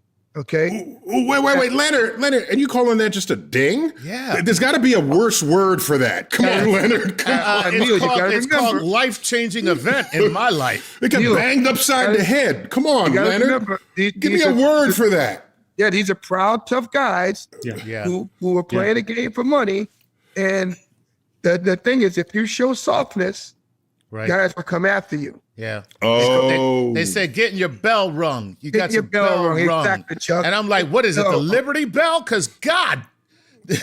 Yes. See, the thing is, if you show the weakness, not only are you lit up for your opponents, but your coach is looking, and all the coaches around him is looking, and you don't get to play in the next game. My coach was a nut job. I had a nut job of a coach by the name of Lamar Leachman from Cartersville, Georgia. Let me tell you something. This guy, he looked like Hercurock from the Flintstones. He had a curly afro. He talked like he was black. He was a 5'8", 5'9" white guy from Cartersville, Georgia. That was, it just looked like Hercurock, man. He had these big old arms, little bitty legs. He was knock-kneed, and it was just the funniest. I don't want to swear on here, but it was the funniest thing you had to see, man. And he'd walk around and he'd tease guys. He'd go, "Oh, what happened to you there, pretty? You were too soft on that play." Oh man, there it is. And knocked the living, I don't know what out of him. There it is. So, you had guys like that. Wow. So I can quantify this because I did a calculation. All right. So you were 6'4", and how fast did you run a 40? 4.7 seconds. Damn. Okay. And you came in at what? I came in the NFL. I weighed 290 pounds. I slimmed down. I was at 18% body fat. I went down to almost 9% body fat. Wow. 282 pounds, and I could bench press 500 pounds and squat almost 800 pounds. Okay. Now, I'm telling you, when my coach had a motto, when hit, the body will bend or break. His deal was he wanted to see if somebody could hit a player so hard that he could knock him into the middle of left. Next Tuesday. Yes. All right. So here's the thing. I did a calculation. All right. So there's the energy of a bullet fired from a rifle. So the AK-47, which is a high muzzle velocity rifle, we've all heard of it, used for most of the rest of the world. And you can ask how much energy is in that bullet. And it turns out you running into a quarterback, okay, at 15 miles an hour, okay, not even as fast as you can run, just as fast as might be common, and you hit a quarterback, it is the same amount of kinetic energy as a bullet fired from an AK-47 weapon. Wow. The difference is, of course, all the energy of the bullet is entering just a single hole that it puts in your body, and it rips out your organs, and it can kill you. Your energy is now spread. It's the same energy, but it's spread over the entire body of the person. So just to think about this, that energy would normally kill someone in one spot, but now it's spread over, so the whole body is participating in absorbing the energy, and that can't be good, is what I'm saying. No. You just touched on something. You just touched on the reason why I get hate mail from San Francisco today. Oh, because of Joe. See, the thing is, what Joe Montana. What Joe should realize is it's a good thing that Leonard is as big as he is. No, so when you speak to Joe, If he were littler, he'd be dead. Is what if he was the size of a bullet? Oh, I see what you did there. there you go. Nice job. That's a good one, Gary. That's a good one. I know. Don't worry. Yeah. I'll spin them. Okay, so How do we got to take get somebody very little to hit Tom Brady? I got to take a. My boy hates Tom Brady. Just because everybody's whooping the Phillies' ass all the time. I mean, not the Phillies. What are they called? We beat them. The Eagles. The Eagles. Okay, all right. I just will never forgive him. He took our first Super Bowl in my life. All right. Yeah. Okay. Took it from you. It was yours, right? He took it from in my you. life, yeah. We got to take a break. Leonard, when we come back, more on this subject, and we're going to set up the whole table so that when Heather comes in, our neuroscientist, in the third segment, she'll put a bow on all of this. And I just want to tell everyone that Heather brought you to us. You already know Heather. And this is just spend it like 30 seconds how you found her and how you know each other. I got introduced to Heather by an organization called Caring Kind, which is in New York City, which I'm being honored for my work in ALS and traumatic brain injury. And a young lady by the name of Courtney Dawson thought it would be good for me to talk to Heather because of my life, the traumatic brain injury I'm dealing with, and the fact that CTE dominates my life now. And I combat it and fight it with marijuana and CBD. And, that's Okay, how excellent. By the way, And that's it's the same reason I combat my problems. well, that's what your marijuana. Okay, check. That's what I tell everybody. I'm like, I'm fighting, man. I'm fighting problems. You got your own things. All That's right. All right. I'm just trying to help Leonard Marshall out. I need it. All right. When we come back, more with our Super Bowl NFL great Leonard Marshall. We're talking about concussions on Star Talk Sports Edition. We're back, Star Talk Sports Edition, and we've got somebody who is an NFL great by any metric, who had sustained and persistent dings, as he called them. This is a head hit in the NFL where you don't quite know where you are when you get up. Yeah. And our man is here with us today, and it's Leonard Marshall again for a second segment here. Leonard, thanks for giving us this piece of your life and telling us what happened to you and how and why. And by the way, Leonard, just to let you know, the insurance companies actually used to allow you to determine how bad an accident was. They would say, describe, and anybody who caused the accident would be like, oh, it's a ding. It's just a ding, right? Okay. And the person who received the accident was like, no, my car is total. Right. Is total. And now they say, do the airbags deploy? That's how they determine. Right. There it is. So, Leonard, you finished your career at what year was that? 1996? 94 was my last active season. My child was born in 1995. In 96, I decided to hang it up. There it is. And so years later, 5-6 years later, you went to UCLA for a diagnosis of your condition that would normally be identified via autopsy. This is freaky. That's a freaky fact. Yeah. Was there some new way to make the measurement, or did you just sort of force it in on people and say, look, something's going on, invent some new test, because otherwise I don't want you to do this after I'm dead? This is great how this happened. So I got a phone call from my little brother, who happened to be teammates with Rodney Hampton and Otis Anderson. And those two guys were like very close to me. One was with me in Super Bowl 21, and one was with me with Super Bowl 25, and then the other was just with me in Super Bowl 25. So one I played 2 championships, one I played 1 championship.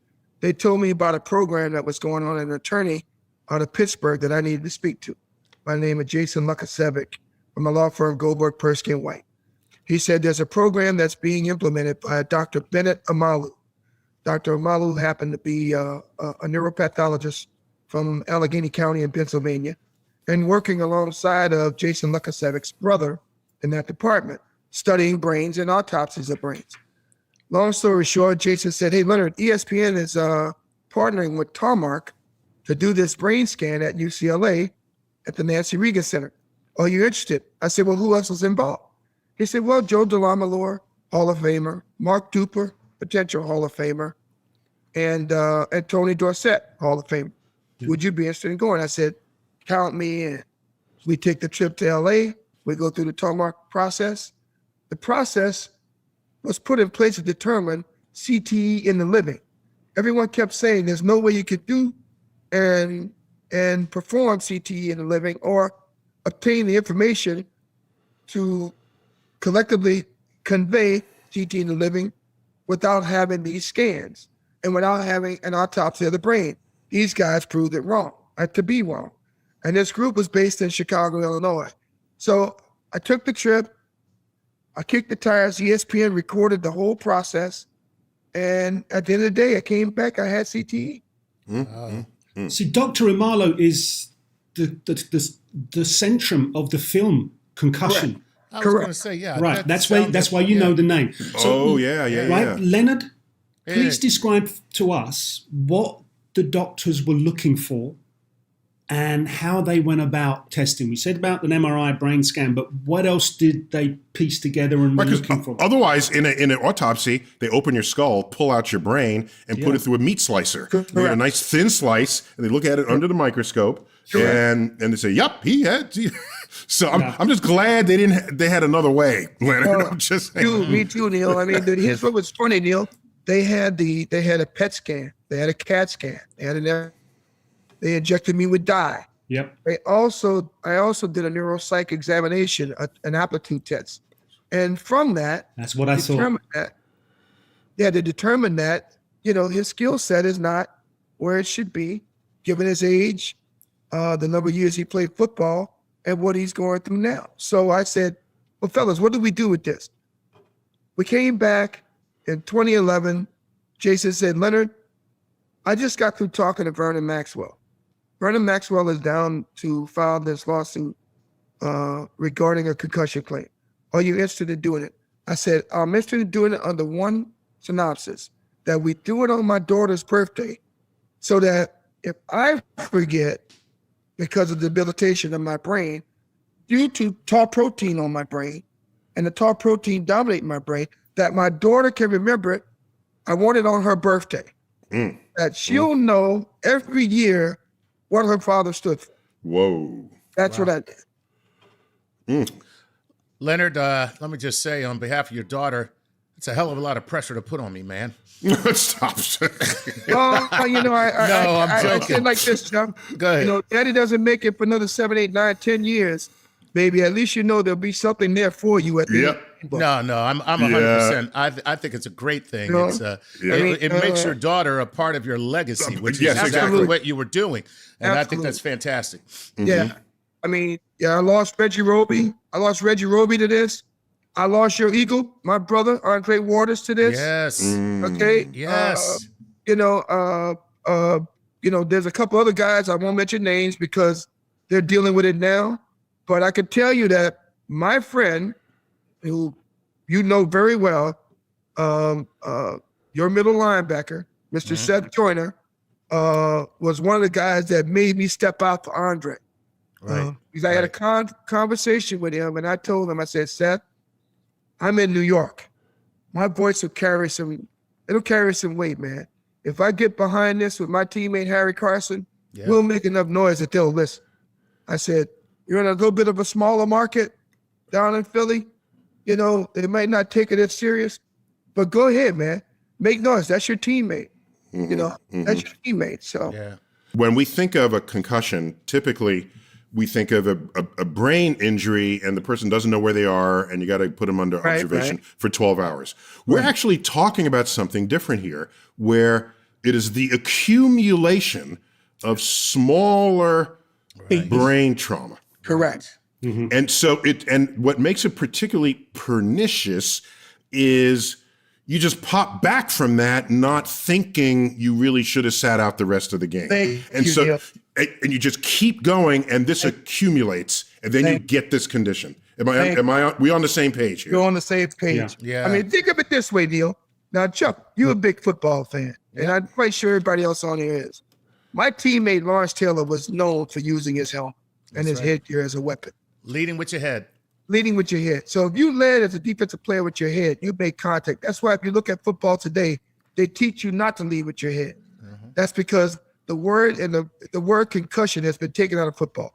We want CTE to be the word associated with football. Right. Because we want people to know the accumulation of hits cause problems down the road. Right. So it's one thing to get concussed. It's something else to have, have the shakes and triggers and everything else associated with head trauma. Right. Right. Did putting a name to your condition help? And secondly, when you spoke about the buildup of the tar protein in your brain, how did the doctors bring that forward for you to explain exactly what the process was, how it goes from you being hit to this development? Because it seems funny that this can take so long to present. Well, when it was examined, and I left two people out of this that need to be in this, Dr. Paul Nussbaum, my friend in Pittsburgh, and the team doctor for the Pittsburgh Steelers, who was my classmate at LSU, Dr. Julian Bales. Okay, and Julian Bales is in the film. He's portrayed by Alec Baldwin in the film Concussions. And the relationship that he had with Cyril Weck, who was portrayed by God, I can't think of his name off the top of my head. But Cyril Weck and Julian Bales determined that this is what destroyed Mike Webster. Okay, it destroyed a number of Pittsburgh Steelers. You got to remember, that was a team that was known for bruising people, putting people in the hospital, leading with the headgear. They were taught and trained, and they played the game at a high level like that. They were football, and they were the godfathers of football. And if you were going to be a dominant football team, you had to play their style of football in order to be respected. And that's who we were as the New York Giants. That's who we were during the era of my career. The game was a lot different, Dr. Neal, than it is today. Today, I hear guys tell me they should call it something else ball. They don't. It's too soft of a game now. It's not men playing a game for money now. It's little boys playing a game with quarterbacks with skirts on them and such and such. Oh, interesting. Just to be clear, because I like getting the long view on these things. Yeah. What would the Leatherheads have said about the modern football where you have all of this equipment? But before football even had leather helmets, right? You go back 120 years, whenever that was. So I don't think it's something. The arc of the game has been to protect your life, right? So, however, I'm going to push back on that just a little bit. Yeah. The number of injuries in the Leatherhead era of football was actually less because the pads and the helmets actually became a weapon. So it gave players the ability to run faster, hit harder, and make higher impacts, but also because of the equipment they were wearing to also do more damage. Okay, but also they weighed 170 pounds, Well, right. That's you had a bunch of Chuck Nices running around. I know, right. Yeah. Okay, Gary, keep going, because I know you got more. How many players currently with us, NFL players, have been diagnosed with CTE? And I go back to two moments in history. 2011, David Durson. 2012, Junior Seau. Both tragically took their own lives. Both friends of mine. I'm sorry, fella, then. Yeah, man. Did that resonate for you? And were those 2 points in time something that brought the football community to a better understanding? Or did it just say, oh, well, that's sad and move on? I'll tell you why. Well, what I think, okay? David Durson and I were really close because he was a former Bear player. He joined my team in 1990. We won the Super Bowl with him as a backup safety player. And he played a pivotal role in the progression of our team the whole entire season. His wife was from Baton Rouge. I knew his family because of that. He pledged Omega Psi Phi in my fraternity. I wrote an intake letter for him. I became a real brother to him. And I introduced him into the fraternity through Chicago and a bunch of friends in Chicago. David had a great business. He had a great mind. He was on the board of Notre Dame. He was the number 2 supplier of breakfast meat to McDonald's and Burger King worldwide. Wow. He had a real strong head for business, and just a really good guy. The same applied for Junior Seau. And what was striking for me was when we introduced the movie Concussions out in LA to the world. I got a chance to sit with Junior Seau's family and his daughter at the premiere of the film, and just listen to his daughter talk about her dad and talk about what it meant growing up with him in the household and everything else. And it was just sad how she talked that, I will never have those moments in time again with him. Will never understand who my father really was outside of football. It will always reflect on me that his life was football. He played in the league, 17, 18 years. It really hit home for me, man. That's why I say what I say, I have a daughter, and someday she's going to reflect upon what my body of work was. And I just wanted to have the fondest memories of that. My father stood for something. He was a principled kind of dude, and he didn't let his brothers down. That's, I keep thinking, why is any of this even a lawsuit? It should just be, yeah, okay, this is, NFL is not short of money. No. And of course, this affliction is many people, but it's not everyone in the NFL, right? It's probably not happening to the place kickers, right? So it would be a sad indictment of the NFL if the only resolution to come of this is only after they are sued. I mean, that just looks bad. It means they're reluctant, resistant. I'll do it if court makes us do it, but otherwise, no. I mean, what industry are we all supporting out here? Look at it this way, Dr. Tyson. 70% of the National Football League is black. The players are African American. Okay, we sued. Okay, there was an award of a settlement. 90% of the players that retire from the NFL are going to end up with CTE. That's a fact. That came from Dr. Ann McKee at Boston University, and also Dr. Robert Kent. So these are things that we know. There's racial norming in this case, where the neuropsychs have taken race and used race against the 70% black players to say, well, you had a learning disability to begin with, right. So you're probably dumb now because you had that issue when you were a kid, and it's just an articulation of you growing your life, but yet you're not getting any smarter. Well, that's horseshit. What people don't realize, what Leonard's talking about is if we go back to the aptitude test that he talked about that he had to take. So what happens is all the players have to take these neuropsych aptitude tests where they have to answer a certain amount of questions to see how proficient they are mentally. Yeah. And so the NFL is saying, basically, you guys are at a lower rate coming in because you're not that smart coming in. Begin with. So you didn't lose any real brain function because your brain function was already low. And as a result, these players are now not the funds to protect these players after they played are no longer available to these players that do not do as well on the test. So that's the Wonderlic test, isn't it? Where you the Wonderlic is what you use when you come into the game. But and the 16 PF used to be in the performance. Those 3 applications used to be used when you were coming into the league. Those declared whether you were going to be a first, second, or third round draft pick, or if you're going to be selected at all. Because you can't read that playbook and learn it. It's one thing to read it. It's another thing to comprehend it. Yeah. So you have players that are like that. I mean, and I've seen some guys. The talent outweighs their smarts on the field. And that's the kind of play you just kind of let him go and do what he's got to do. But got the other situation that's going on with the racial norming that, that they're saying that, well, you weren't that smart to begin with. You barely had a C average in college.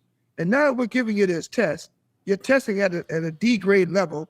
So we don't think that you were injured or anything happened to your brain. We just think you're dumb. Right. Wow. That's not too cool. That's not too cool. All right, Leonard, you mentioned two doctors, Dr. McKee, Dr. Anne McKee, and Dr. Robert Cantu. They're part of the Concussion Legacy Foundation. That's correct. Right. So someone out there is fighting the good fight. How doubt. far are they getting with this? Are they progressing at all? Is there some kind of way that they are making progress?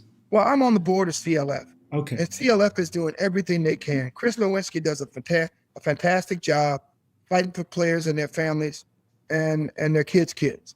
So I can't say enough good things about CLF. Dr. McKee and Dr. Cantu have always been the brain trust behind what's going on with the science of the brain and how it affects former players in both the NHL, the NFL, and some that have been injured in the NBA and Major League Baseball. So, you know, the work that they do is consequential to a high level of transparency to players and their family. And we respect and appreciate that. I think that some people don't, like Dr. Tyson was talking about, they don't respect the science, and the science doesn't lie. The science is the science. Bottom line, the science is the science. You're in the right place for that, Leonard. You are definitely in the right place. So we got to bring this segment to a close. Just before we do, you've been very active just as a proponent and as a supporter of all these causes related to just people's health after, just is the title of your book all over again, When the Cheering Stops. Are you up for an award coming up? I'm up for an award. That's funny you bring it up, Dr. Tyson. I'm up for an award from Caring Kind. The dinner is at the Pierre Hotel in New York, the St. Pierre Hotel in New York. It happens on June the 6th, 2022. And it's the ALS Society that's honoring me for my work in this space. Oh, man. In fact, I've been a real proponent and advocate. Good. Congratulations, Leonard. Thank you very Well, I'll much. tell you this, if we gave awards, we give you an award right now. But it wouldn't be at the Pierre Hotel. That place is expensive. Chuck, you can get Carl, baby. No, we'll do drive-through. That's Park Avenue East, baby. It is. He's right. Yeah. So, Leonard, it's been a delight to have you, a kind of sad delight. I mean, I'm glad somebody's paying attention to this. Yes. And that it's, and it sounds like all forces are aligned to resolve this in some way, to redress the problems that have happened before and to prevent them from ever happening again. And we got to shed a little bit of that testosterone macho on the field. It's still an entertaining game, Yeah. It's still drawing the crowds, and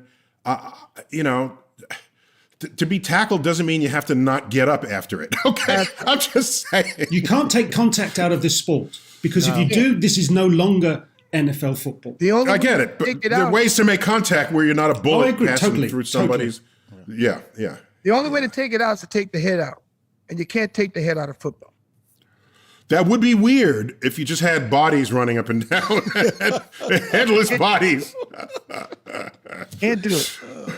All right, Leonard, it's been a delight. Thank you for being on Star Talk. We're gonna pivot now to Heather Berlin in our third segment, and we'll tell her you said hi, Leonard, and we're delighted that she brought you to us. Godspeed. Stay healthy, and give us a holler again if you got more to tell on this about this story. I certainly will, guys. All right, dude. Have a great All right. When we come back, our third segment will be with our neuroscientist at large, Heather Berlin. We'll sort of figure out what's going on here and why and where it's going to head in the future of the sport. This is Star Talk. See you in a moment. We're back, Star Talk Sports Edition. We're talking about concussions and mini concussions, actually, the kind that accumulate and turn into something really bad later in life, something that, of course, football players suffer from. Many didn't even know that this was going on. And in particular, we went through 2 segments with our special guest, Leonard Marshall, former football player with the New York Giants, 2-time Super Bowler. And Chuck, was he an offensive tackle? Is that what his title? Defensive. No, he was a defensive. Defensive tackle, protecting the. So he's Coming after guys. So he's coming after the other team's quarterback. He's a hitman. That's what he is. And he was very good at it. Right? Yes. He was yes, more than yes. very good at it. Him and Lawrence Taylor together, they were. I hate them so they much. were a wrecking crew. Oh, they were so awful. So against your team, yes. Yes, exactly. They made it so hard for me. For you and your Eagles. So they plucked the Eagles bald. Ooh, Yes, they that did. was a good one. That was a good one.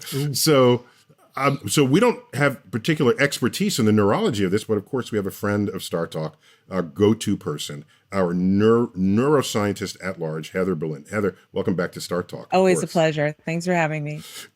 Yeah, so he mentioned that he had a battery of tests that in recent years enabled medical professionals to diagnose this accumulation of small bits of brain damage known as CTE. And I always forget what that stands for. It's chronic traumatic encephalopathy.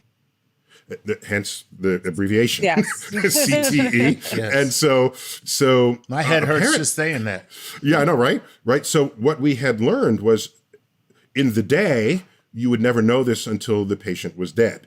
And then you do your normal brain slicing on the autopsy. But apparently there's some progress where you can do this in the living patient. But how definitive can that be relative to just say, look, dude, give me your brain, I'll slice it open, and then I'll let you know. Right. I mean, still the gold standard, if you want to know with 100%, definitive, is to look postpartum. It's the same thing with Alzheimer's as well. You really have to see these particular pattern of these plaques, these tau proteins, and these tangles.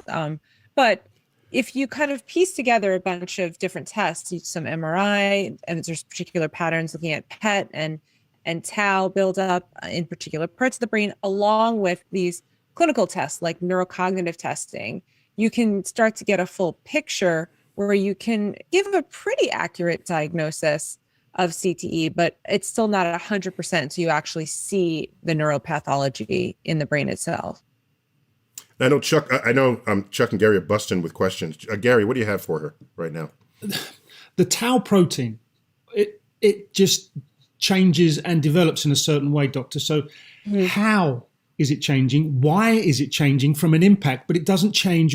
Normally, if you have impact on the body, a bruise appears. Right. But this protein change happens and the bruise heals. Yeah. Right? And then the change happens maybe decades later. So what is the process that's going on in there? So, okay, part of it is right when you get the impact, you have this kind of neurochemical cascade that occurs. You have the release of certain, you have basically what's called neural depolarization, which releases these excitatory neurotransmitters. And it kind of shifts the balance in the brain. It changes the glucose metabolism and the blood flow.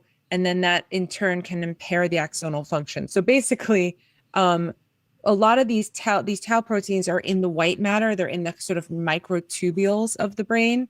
And when you have this complex neurochemical cascade that occurs when there's been a traumatic injury, it sets off this process, which has a distinct, in the course of a couple of days, you can see it, a distinct sort of process. But then it can take years for the sort of full damage, for the death of the neurons to occur, because there's sort of a buildup. If you think of it like, in the arteries, when you're having a kind of buildup of plaque over time, but it takes a while until you actually have like a heart attack, right?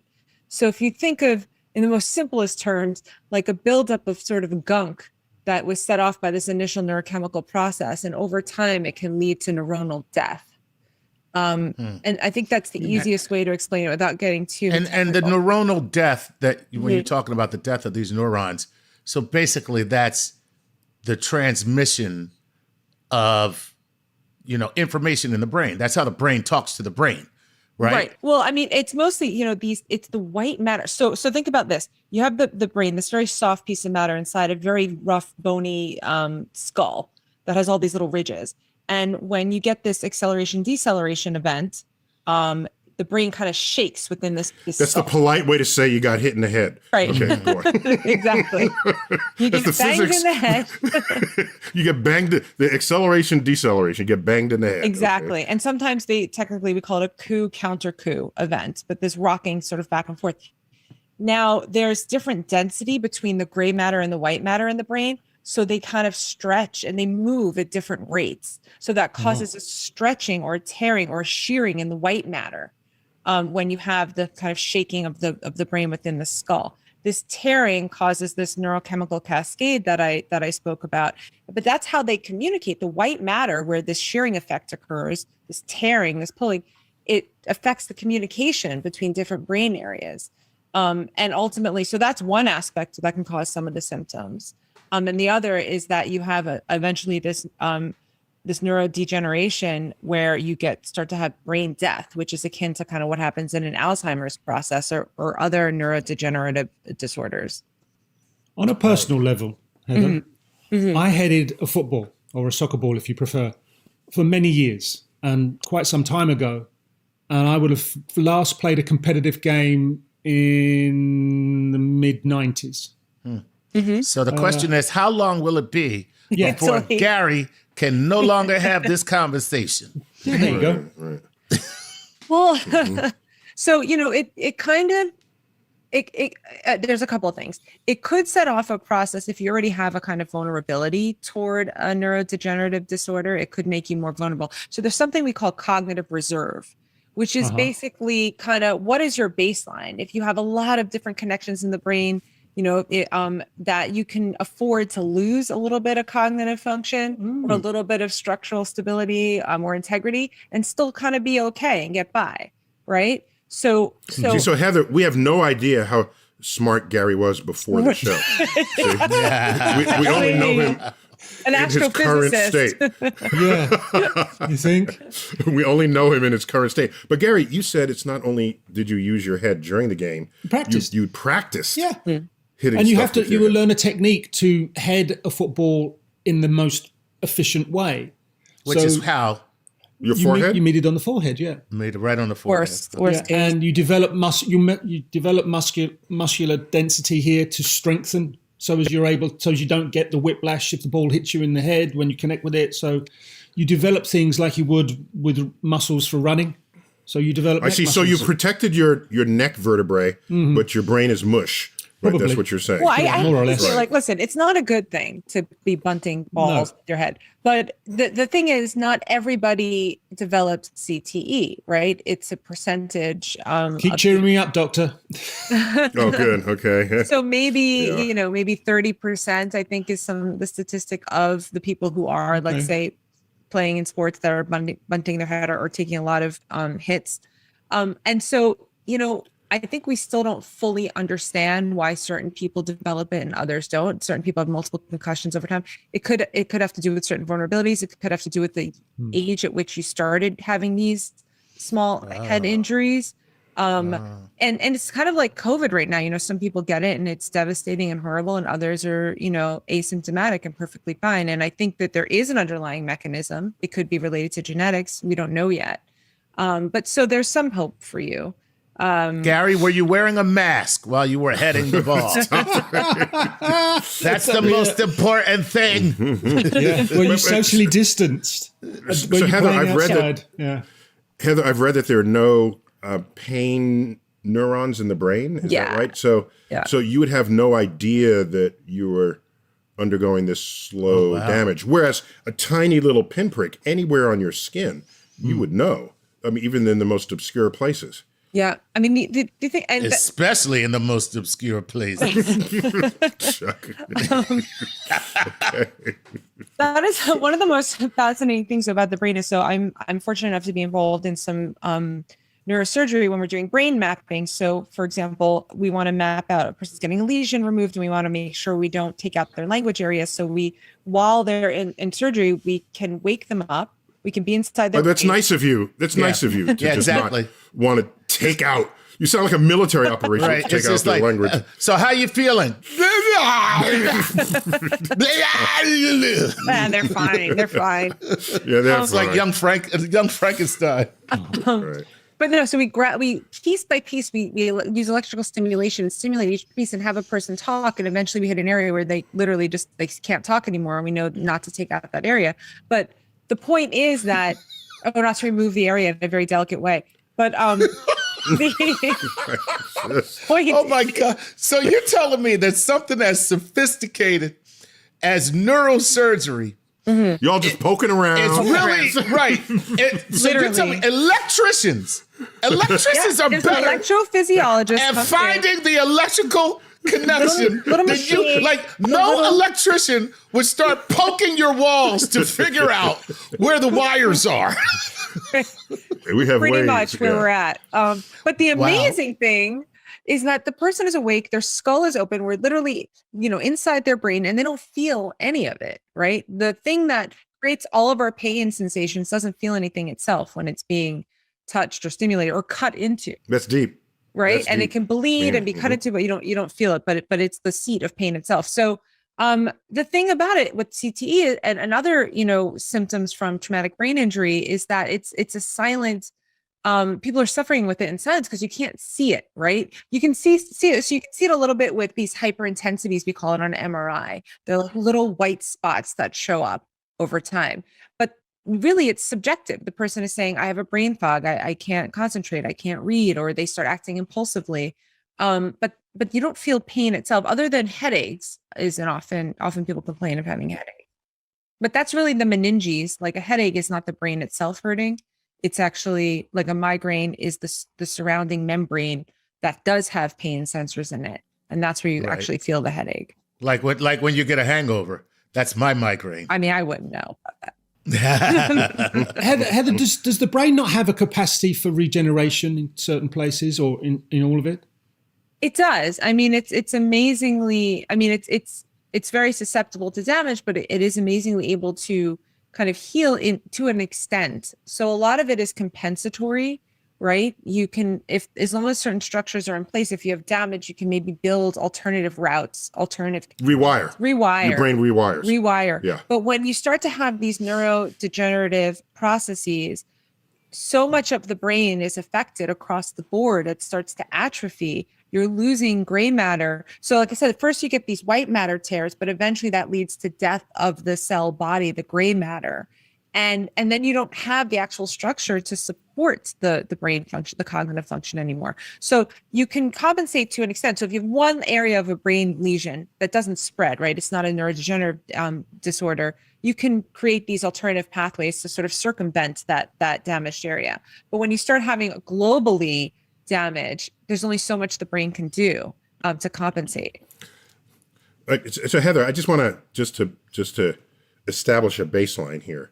Of all sciences, yours is the most constricted by what kind of experiments you can do, right? I mean, a chemist can just remix the petri dish, or the biologist, and do it at a different temperature, under different acidity, a different lighting condition, whatever.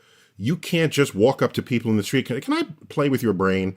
You're like, you can't do that. So how far behind are you? Or let me rather than boast how far we've come, how much more remains to be discovered? Okay, so I mean, look, there's a lot of work we can do. I don't do this research, but there are people in the field who are doing animal research, right? And there you can do much more controlled experiments in animals that you can't do in humans. Part of what I have always done is I try to create experiments that would be in humans that are analogous to what we're able to do in animals, but we have to kind of wait for the right subjects to emerge. So let me give you an example. Like one is, for example, part of my PhD work was I looked at what is the part of the brain, the orbital prefrontal cortex, what does it do?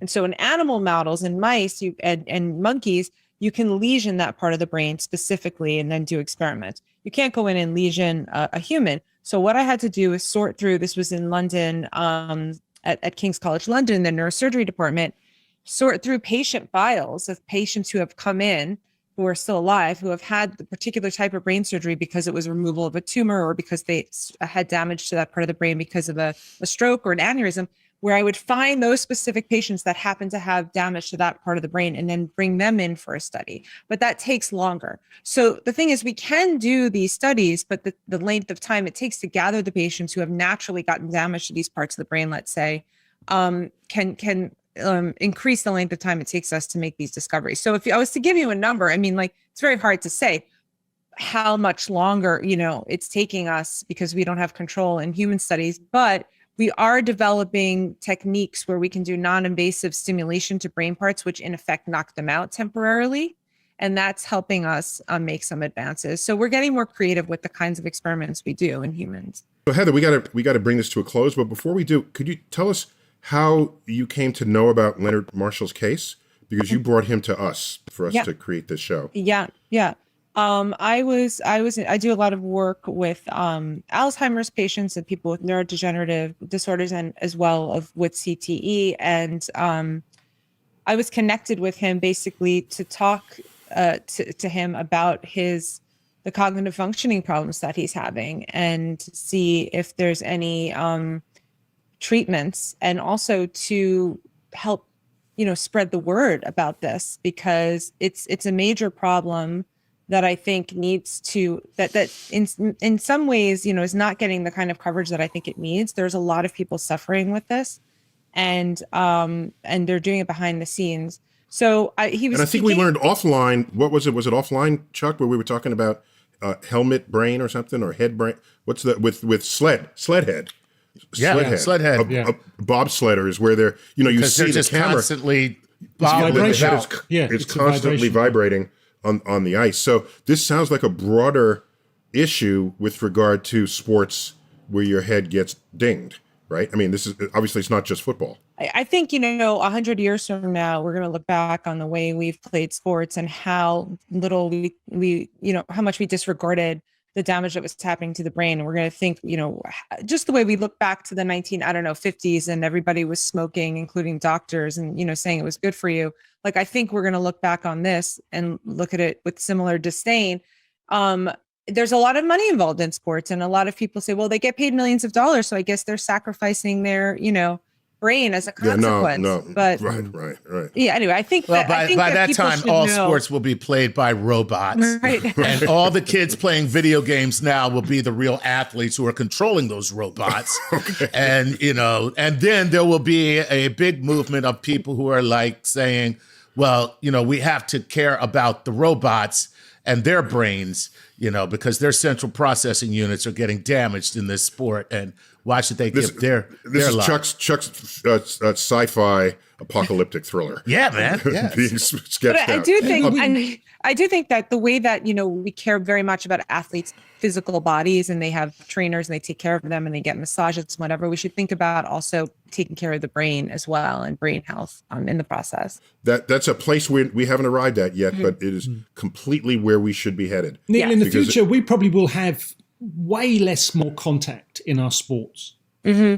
And the sort of extreme sports, and you might then push what we consider mainline sports like sledding and push them into the extreme category, and then reduce that because of the damage that's potentially taking place. Mm-hmm. Or maybe just take heading out of soccer as well, right? That's on its way. I can tell you, maybe in 30 years' time, there will not be heading of a football. And maybe in 30 years' time in soccer, they'll just use their hands. Because what the hell, man? That's what you got them for. Just dangling there, doing nothing. Two perfectly good utensils with opposable thumbs. And you're like, nah, we can't use those. What would we ever use those for? Okay, Chuck just blew a gasket, which means it's time to close this out. Gary, Chuck, good to have you. And Heather, it is a delight always to have you enlighten us in all of your neurological ways. All right, this has been Star Talk Sports Edition. As always, I bid you to keep looking. This is one of the branches.